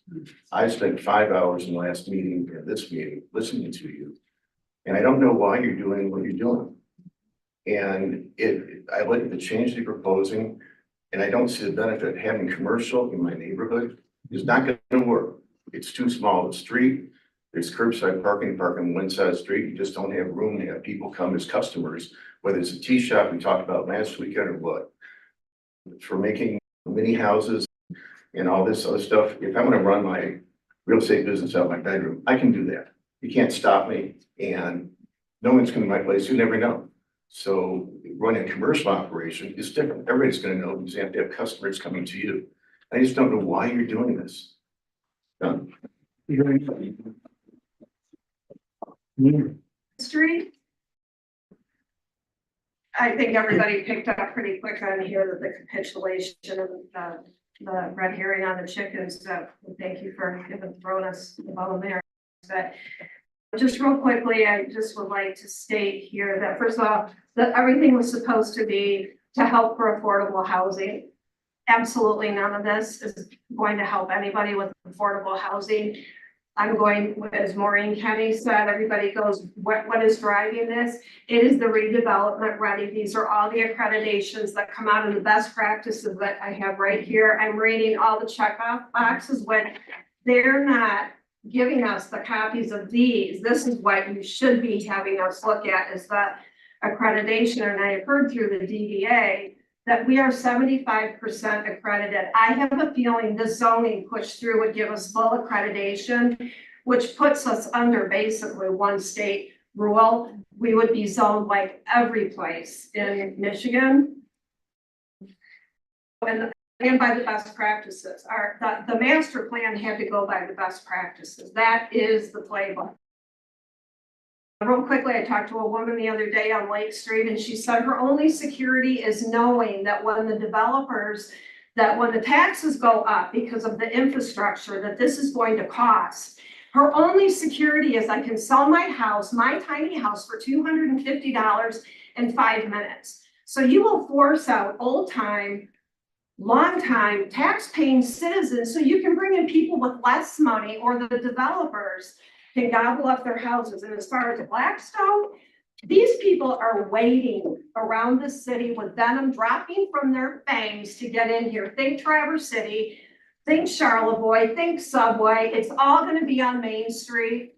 It's going to be signage. It is happening, folks. And if this Pandora's box is open, we will never close it. We'll never go back to the way we were. And the previous city manager before Victor, Tom Richards, he educated himself on the RRC, and I have to read this, and made a strong recommendation to then city council to not engage, and is intended for rusted communities and blight or low income. That is not us. The then city council wisely took his recommendation and did not join. His biggest concern was that it zones every community the same. And I quote him, if Harbor Springs engages with the RRC, it will drastically change the landscapes and the freedoms that you have come to know, love, and enjoy. We do not need redevelopment. It's in the name, redevelopment readiness. So this city manager has mentioned at one time the RRC is a membership we can get out of at any time. And I am recommending that all of you as taxpayers, you join with voices. We lock arms and we all say, get us out of the RRC, return the rights of the taxpayers rightly back to us instead of the dictatorship under one state rule of this best practices RRC. If this zoning proposal is not abandoned and continues to be forced on us, I personally, and there is a movement afoot who will exercise their civil rights as a voting taxpayer and will sign a legally prepared petition that will demand that this entire zoning proposal be abandoned or it becomes a ballot initiative or a lawsuit. And if this city can handle one more lawsuit, seriously. Thank you very much.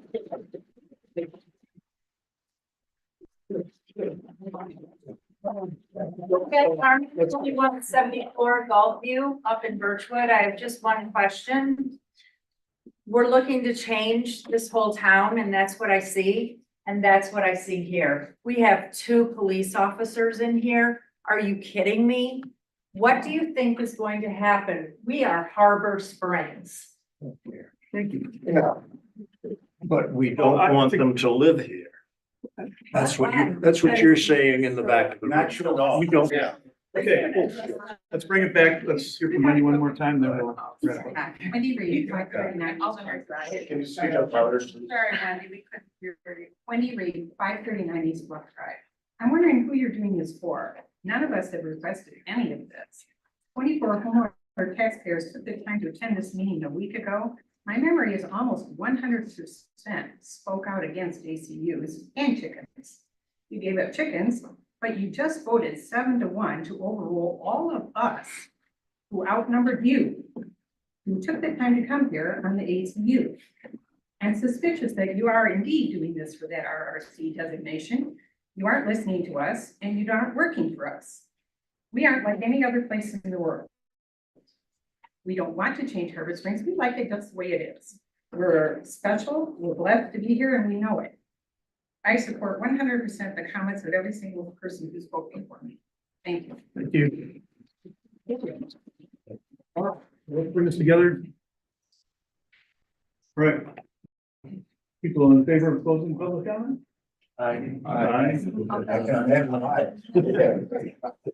All right. Tough choice. Bill, can I tackle the RRC? Sure, you better. I have two questions for the planning commission. Have I or any of our staff at City Hall ever told you we must do something in the zoning code to bring us RRC certified? All right, second question. If the city was not in the RRC program, would it affect your stance on the zoning regulations that are behind? Not at all. No. So that's not driving this. It can be written any way. Hey, I believe. You know what? Okay. Your time's done. We gotta bring it back to the planning commission here. All right, are there some things you've heard that we'd like to address together? Well, I think clearly we have to go further into the accessory commercial unit.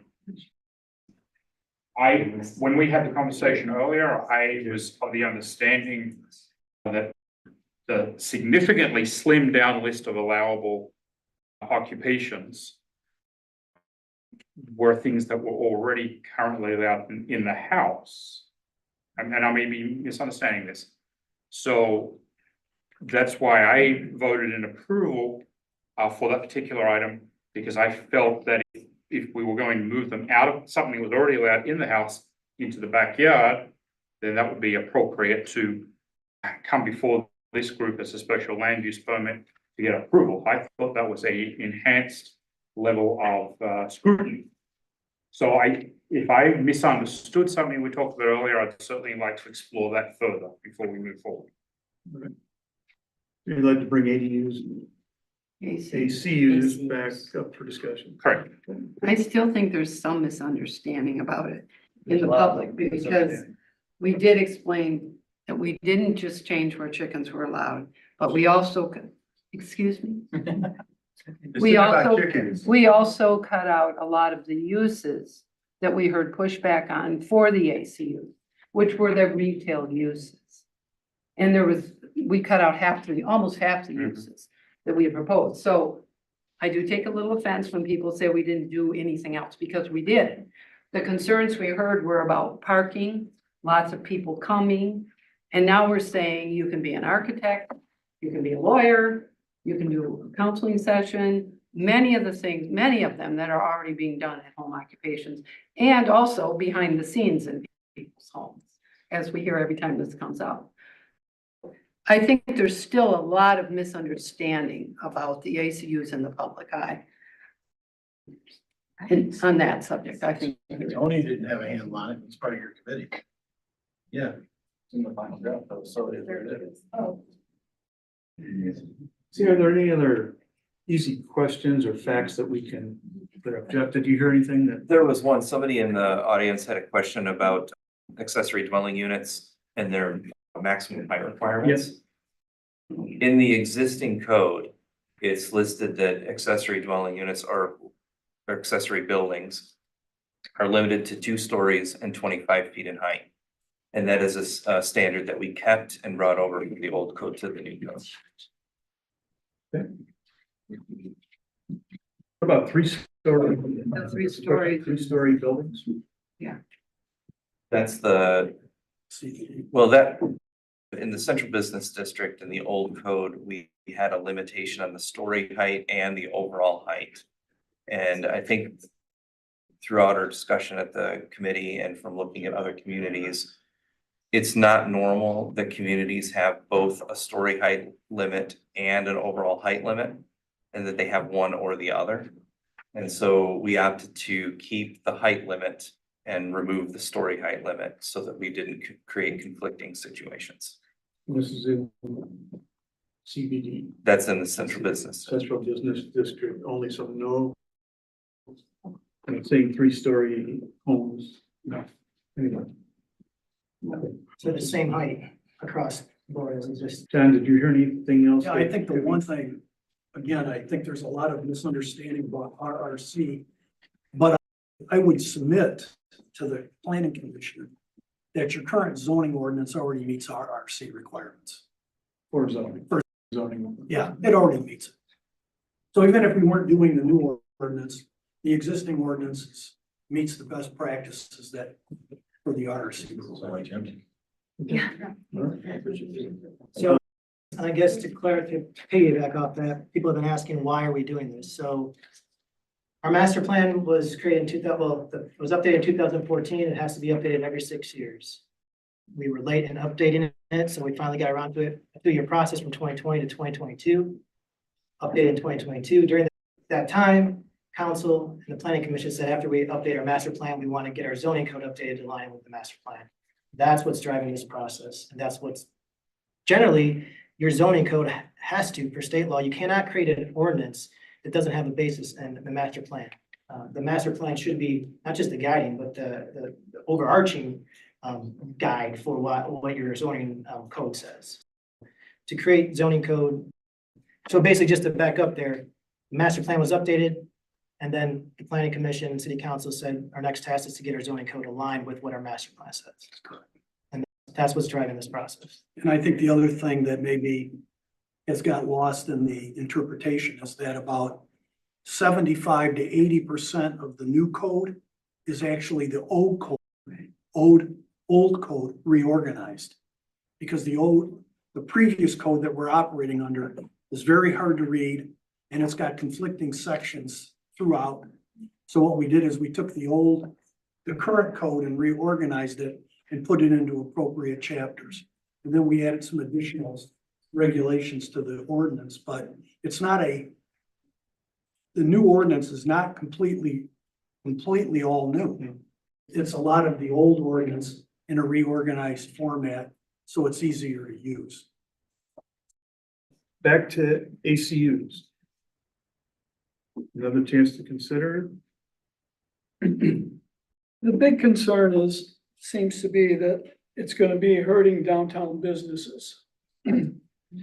And one of the changes we made from the last meeting to this one was we eliminated retail except for people like hairdressers that sell hairdressing products.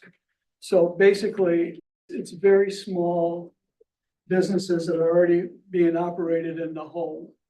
We're not opening up clothing stores. We're not opening up antique stores, anything that's going to compete with downtown. These people are not going to be putting downtown businesses out of business because they have high rent. These people are putting big bucks forward to build these properties. And so instead of paying a monthly rent, which actually they probably will with a mortgage, they're laying out money to build a building, to be an architect, a hairdresser, beauty salon, whatever, that's very low traffic and very low parking. So I think that is one of the big misunderstandings that's happening here. These are very small people already doing business in their homes, fixing screens. I don't know. There's a lot of things going on in town. Tax accountants, tutoring, little things like that. We're not inviting Walmart to move into a little house. They're not going to be in disrepair because they have to be operated by the property owner who lives on the property. If they go out of business, they have a ADU instead of an ACU. And they're not going to let their property run into the ground because it's going to hurt their property values. Those are the problems that I was hearing, and I think that is my answer to that. Tony, I have the uses on the screen here that or revised. You want to take a look at those. And then I guess the question here is if the planning commission wants to revise any of those. And what of those are allowable today as a home occupation? Home occupation, I don't think that we specify a list of uses. We have 5 or 6 criteria that we say that home occupations have to meet. And it's not specific to the use. For instance, one of them is that there can be no employees other than family members for the home occupation. That another criteria is that all of the activity for the home occupation must be carried out inside of the building. Things like that. And it basically restricts, I think there's another limitation on the percentage of the home. Yeah, and no exterior signage. So this is a little bit different. We've specified some of the categories or items that can be done for uses in the ACU. More restrictive than a home occupation in that regard. So the ACUs are more restrictive than the With- in-home occupation. With regard to uses. With regard to uses. But not with regards to structure and location. I think the other, Mr. Chair, I think the other nuance for this is that now that we've taken retail out, Jeff and I have talked about it, is that you currently have some of these uses already going on in your guest quarters. Okay, because people are building them, they're building them with offices. Like I said, this is just evolved, but some of these uses are already being conducted in the community. So the bottom line is, if you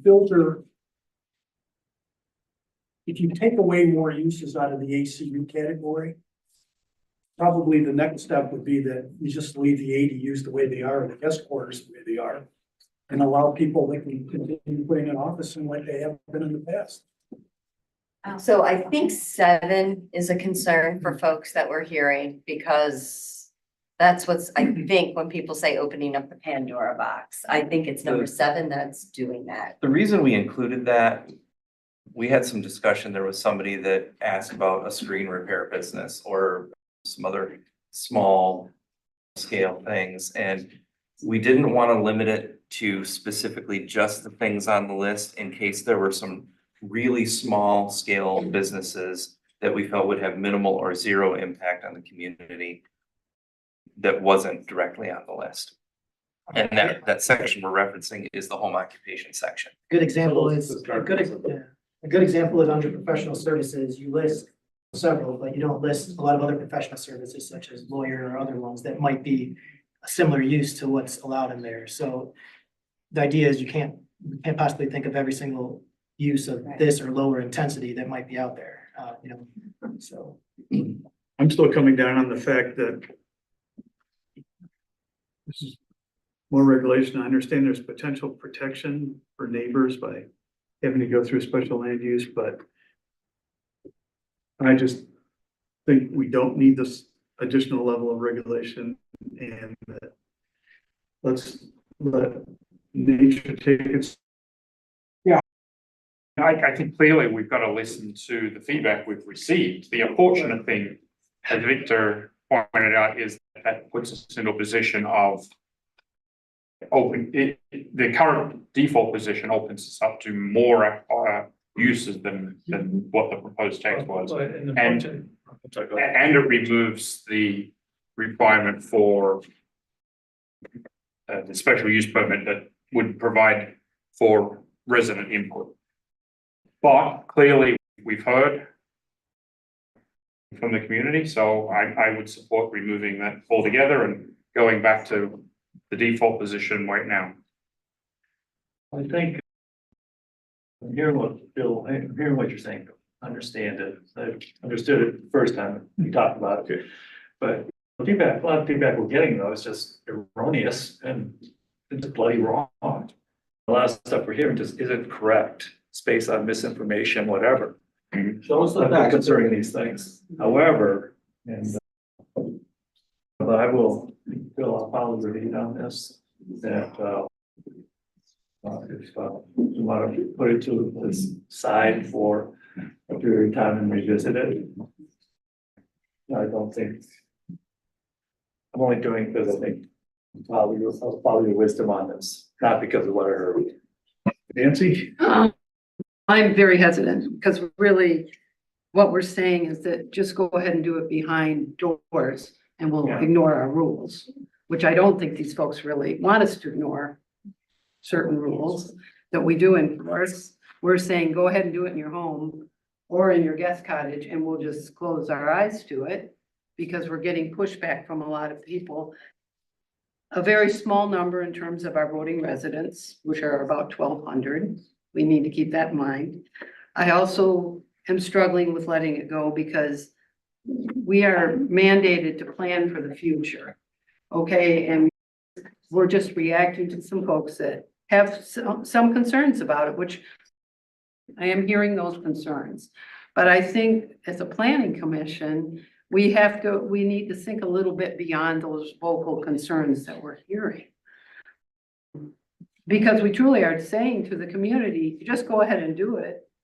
And we'll just let you break the rules of doing business in your home instead of having something in place that gives neighbors some input. So I'm going to struggle with it. I'm not going to die on the hill on it, but I don't think it's the right choice. Barry, what are you thinking? Yeah, but I agree. I think there's just a lot of misinformation that's unfortunately swaying the public to a certain way. And I agree that I think the one good thing out of getting rid of ACUs is the signage. I don't necessarily agree with the signage. But I think it'll cheapen the way things look in the community. But other than that, I think it actually makes a lot less regulations by getting rid of it. And it's unfortunate, but I definitely support if you want to table it and readdress it when we can get more information together and either teach the public what we were coming from and just have more time on it and not stop some of these other things to push through. I think Nancy's right that we need to plan for the future. And I think it's wrong to give in to a vocal minority. A lot of misinformation is out there. We've been trying to clarify it tonight, but people have made up their minds and are not willing to negotiate and are being closed-minded about it. And so I'd rather keep it in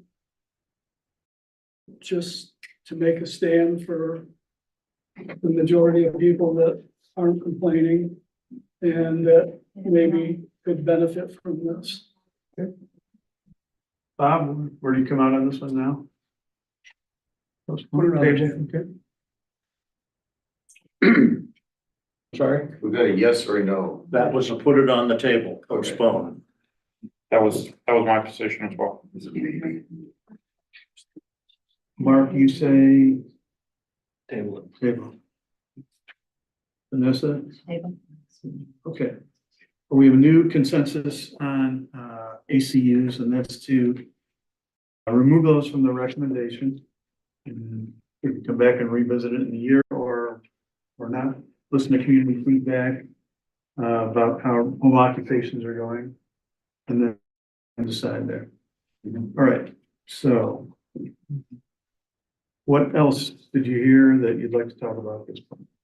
You are going to meet with the TR1 people? Yes, if they'd like to. I think it's a good idea. Yeah. Yeah.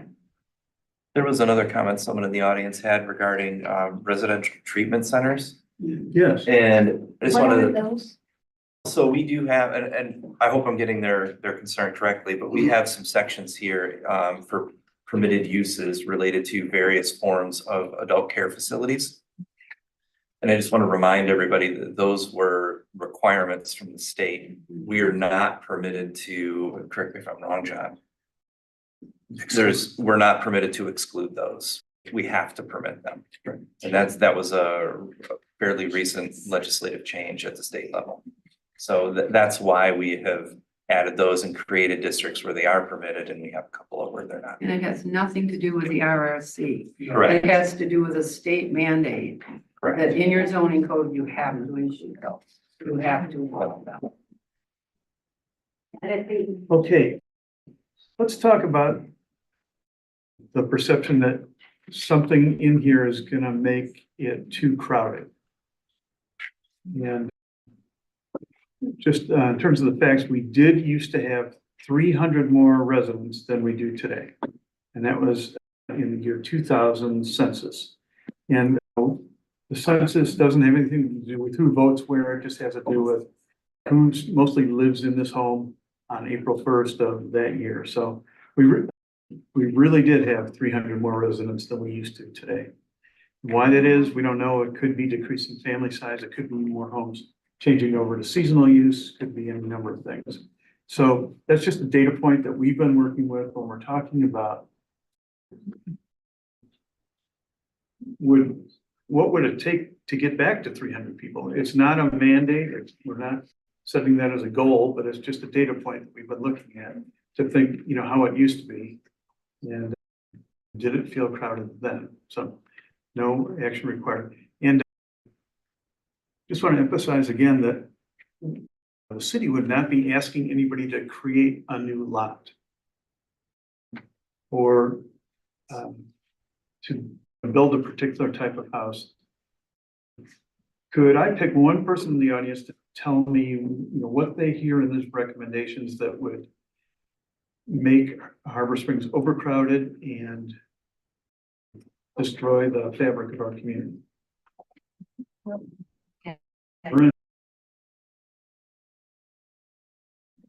Just condensing these lots, all it takes is one lot, for instance. Condensing, I don't understand what you're talking Okay, about. sorry, splitting them, and then you can split them and make them smaller. Down to a certain size, right? Okay, yeah, but for instance, let's just say even on Lake Street, if somebody like I talked to the friend she said on that neighborhood, that's a prime target.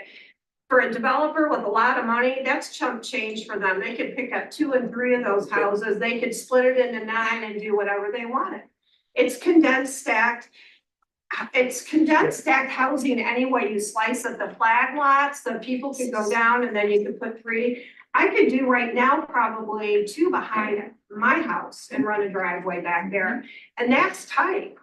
Okay. Sure. So I grew up in Aspen and it's unrecognizable. There's only a few town buildings that are left that I remember when I was a little girl. And we made lots and lots of decisions with the zoning people. And the size of the buildings that went from lot lines to lot lines. And it changed it completely. And so that's part of the thinking. Could you tell me exactly what in the proposal would take us in that direction? It's just the start of allowing accessory buildings, getting rid of greens, Robin Johnson said, getting rid of trees, putting in the buildings and bulking up the buildings. That's the way it feels. Yeah, I'm just trying to observe that right now. We have setbacks that are proposed, which are very similar to what we have today. Right. I don't see how that takes away green space. We Well- do allow accessory buildings, 2 accessory structures per lot today. That's what we're allowing in the future. I don't see exactly where the proposed code makes less green space and more building foot. Okay, so if someone that has lot, you can do more, but you can do that now. You can, there's nothing we're saying today. We're using some different terms. We're trying to give more options. But there's not going to be this huge densification because we're not changing what's going on right now. The same rules are applying basically. Excuse me, did you just say that only 40% of the lot could have to be developed? Yeah. Or have a driveway or a garage or a house on, that 60% needs to remain green? In our existing zoning code, and I guess I should specify, it's different between commercial properties and residential properties. Just residential. For residential, when we look at lot coverage, we're looking at any structures. So we're looking at the house itself, any accessory buildings, sheds, garages, things like that. We don't necessarily look at driveways when we're talking about lot coverage. The existing zoning code has a limitation of 35 to 40% maximum coverage. The new zoning code is 40% lot coverage, so it really hasn't changed. Okay, you need to come on our street. So Those are existing houses, Michelle. No, this was brand new house that was put up. Okay. And our house was on the property line. The lot next to it was allowed to be split. So I know what you're the talking new about. house that was put up is 8 feet away from our existing structure. And guess what happened? The whole side of the house, our house, the foundation crumbled and caved and is being repaired right now. Okay, so that's under the existing zoning, and it's not perfect apparently. No? And it also doesn't count driveways, just, I heard you say that. In that calculation. But you got that So- whole, it's 8 feet away from our house. 8 That's, feet, that's not the current 15. zoning code that. But you're arguing this is no change from the current. I think we need So to which is clarify it? the situation that she's referring to. Okay. The new home that was constructed completely meets the zoning code requirements.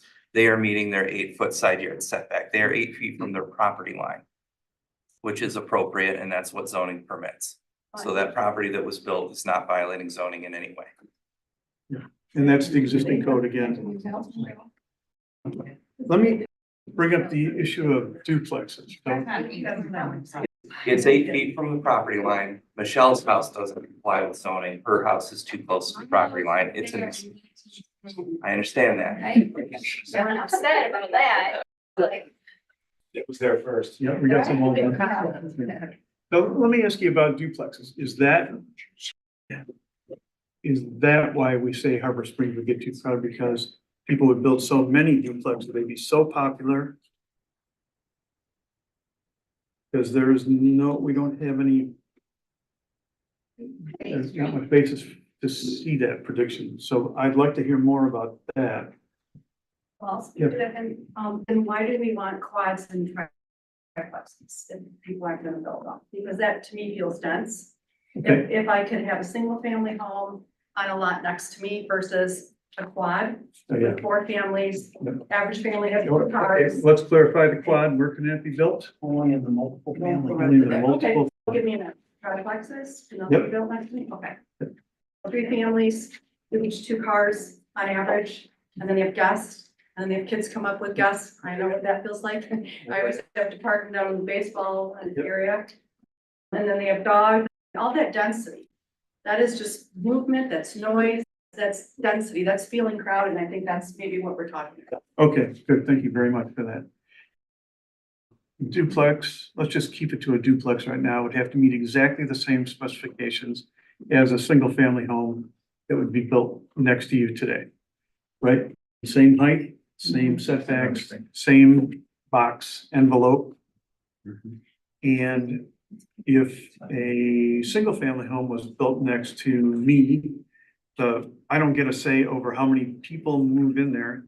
If it's a family of 1 or a family of 3 or a family of 5, I don't get to say, nope, that's too many people over there, hold it.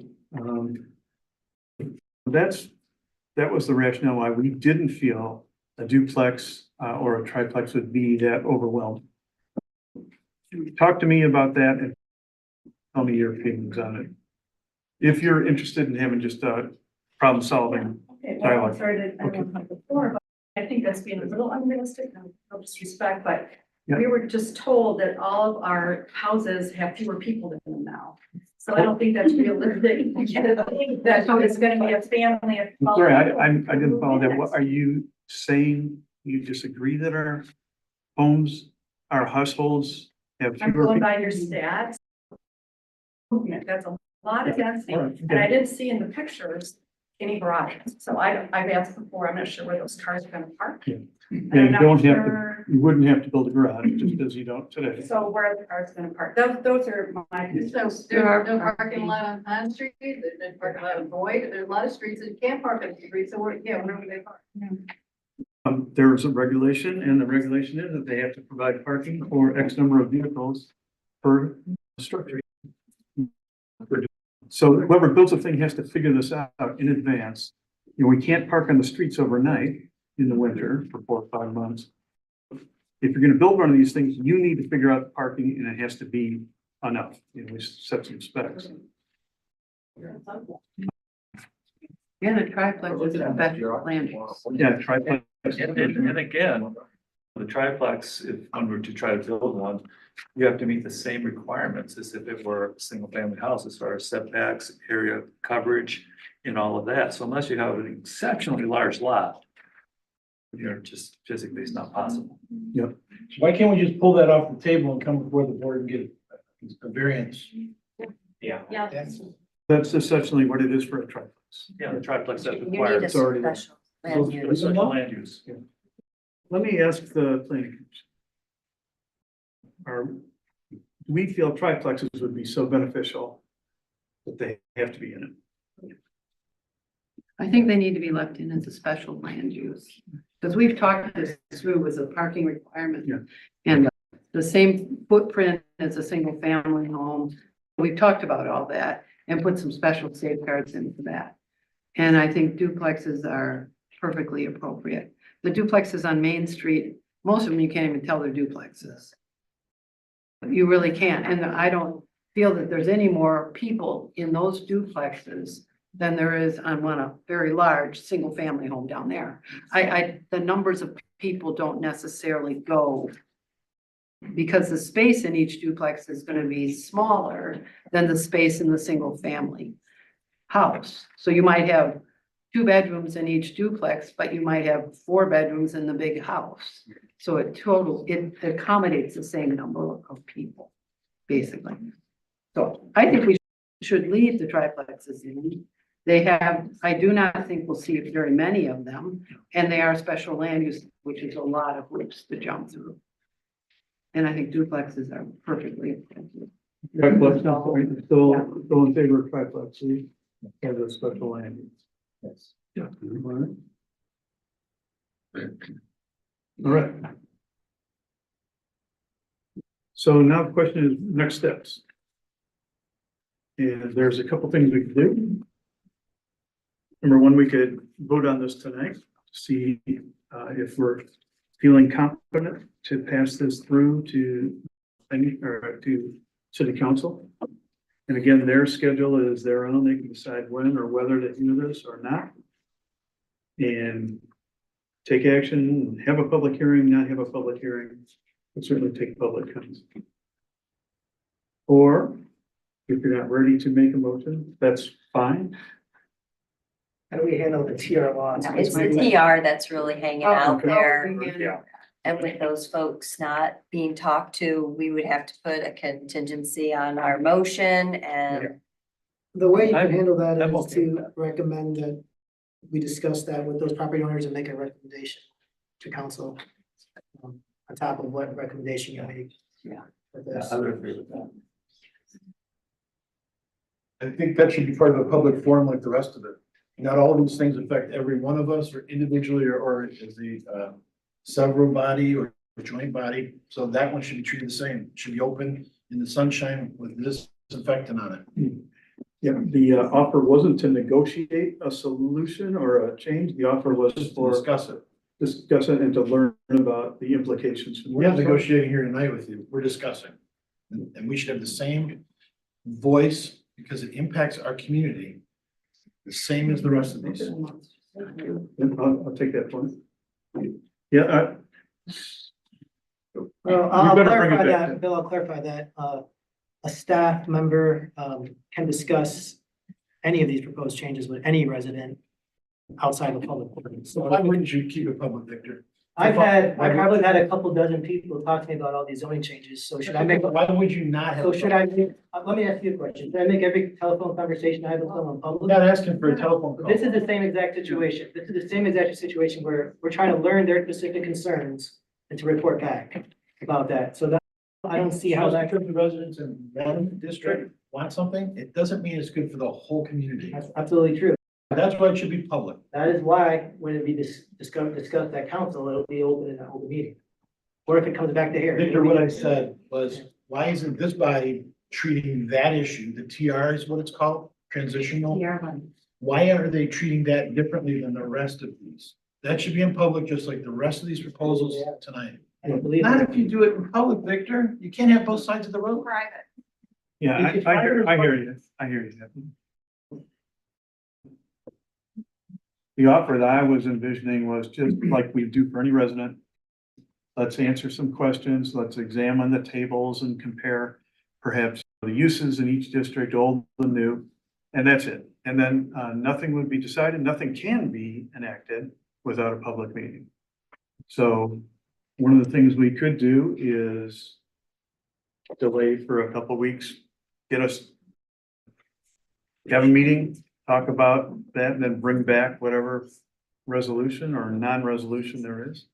Or we could make a motion tonight and make it contingent on having that conversation, then deciding something. I just don't know why you wouldn't make it a motion. It's gonna That's a come. motion, if we were to make a motion, part of that motion would be that it could be amended.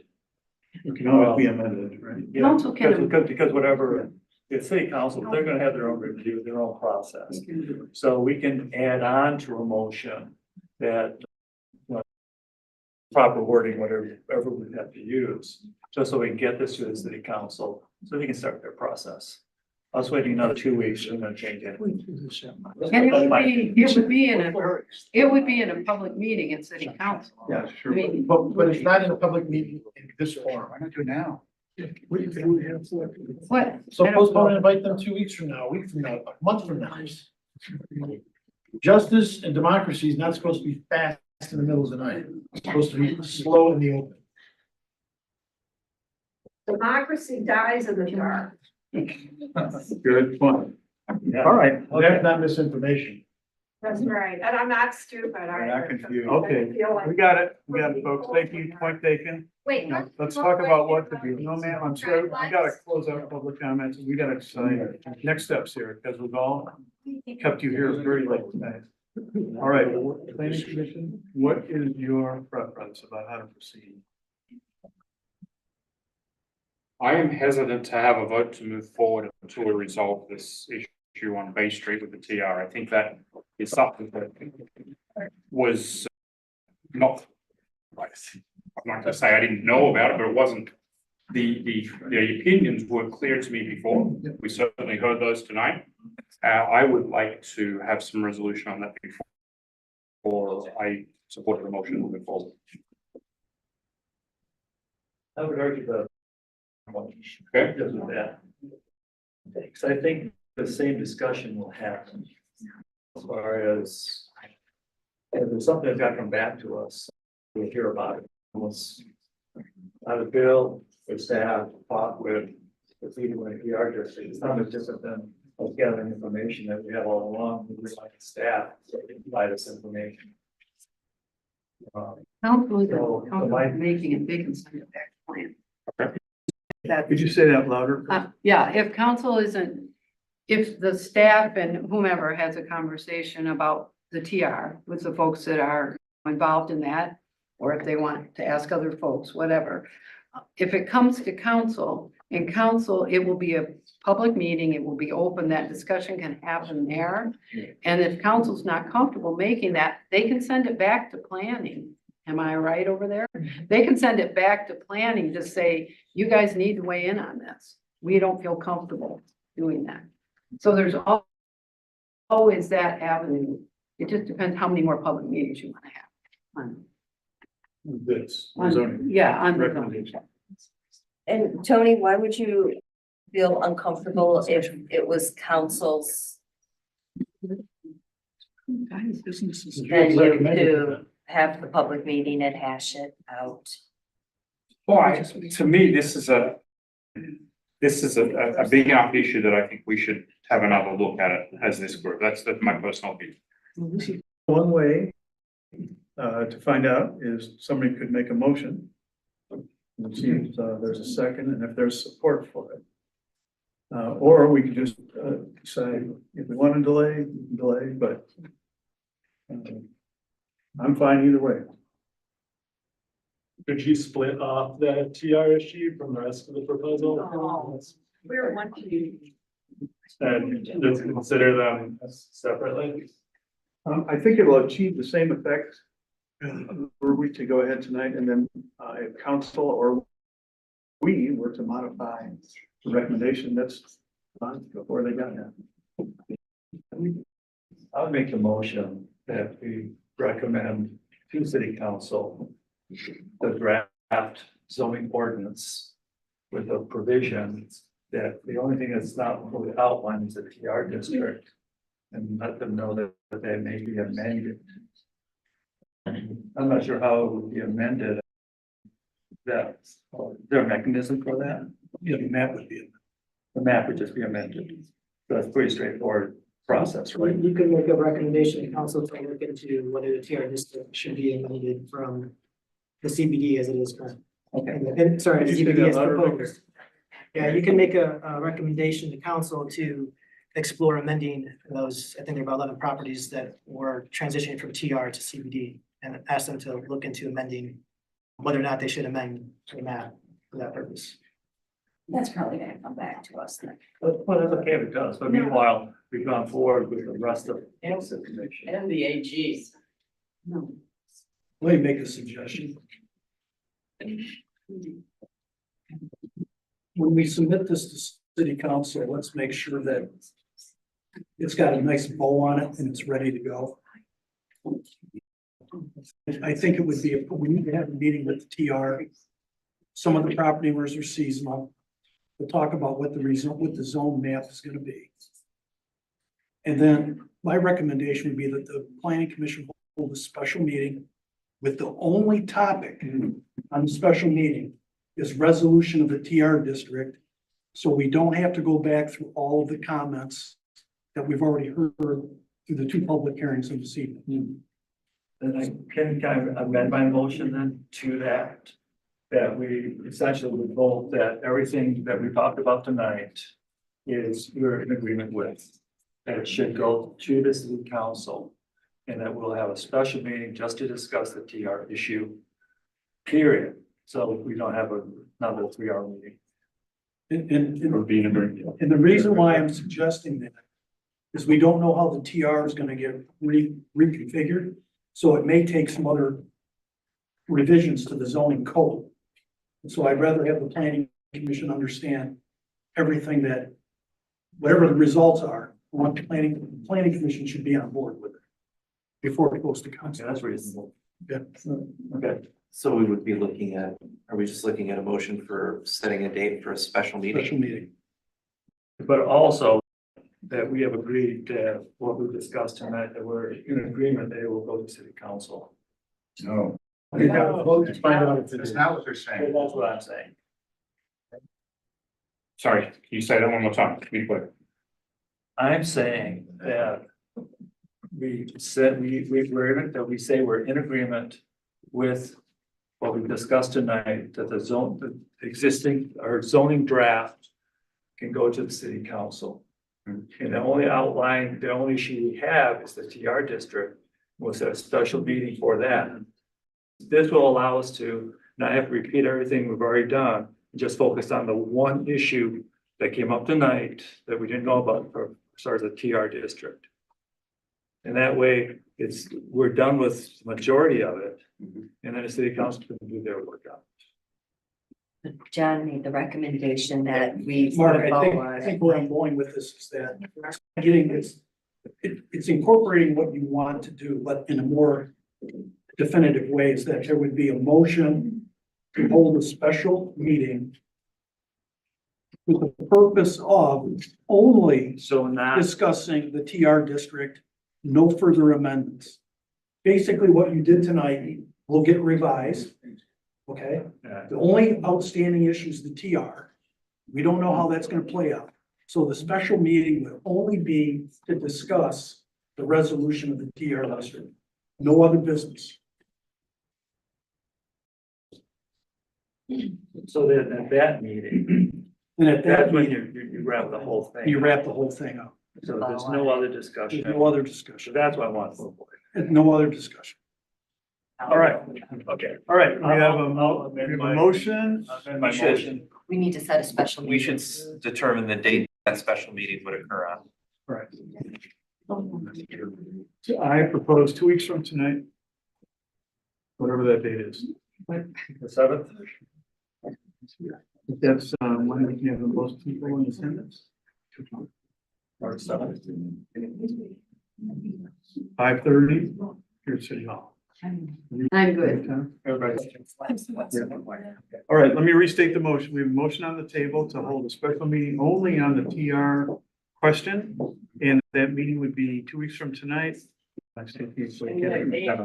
that you took out? 7, No. at 5:30 here at City Hall. And John, in the meantime, that's the motion. So let's dispense with that. So we have a motion, we have a second. I'll second that. Let's do a roll call on this, Jeff. Absolutely. Rick Tarczynski, Yes. Vanessa Warren, Yes. Bob Thoma, Yes. Tony Johnson, Yes. Bill Mulder, Yes. Mark Boudet, Yes. Barry Lustgarten. Yes. Nancy Rundell, Yes. motion passes. All right. Great. You know what the next steps are? And are there any other members? Will we adjourn tonight? At the special meeting. So did you work on all of that? You all good to see you. Let's leave that up to John and staff. I can't. Oh, okay, okay. I can't hear. Yeah. Hi, pardon me. We're still having a discussion. I think we're wrapping up, but. Hey, Mark, can you ask that again? I couldn't hear what you were saying. I just want to make sure that we have information to discuss at this next meeting. That we've got, that there is information. So that they'll have some kind of meeting before. Yeah, that's all going to happen. Prepare some information or some ideas. It's just so we'll know what we're talking about, and what Yeah. we're deciding, so it can be efficient. Thank you. All right, then, this meeting is adjourned. Thank you very much.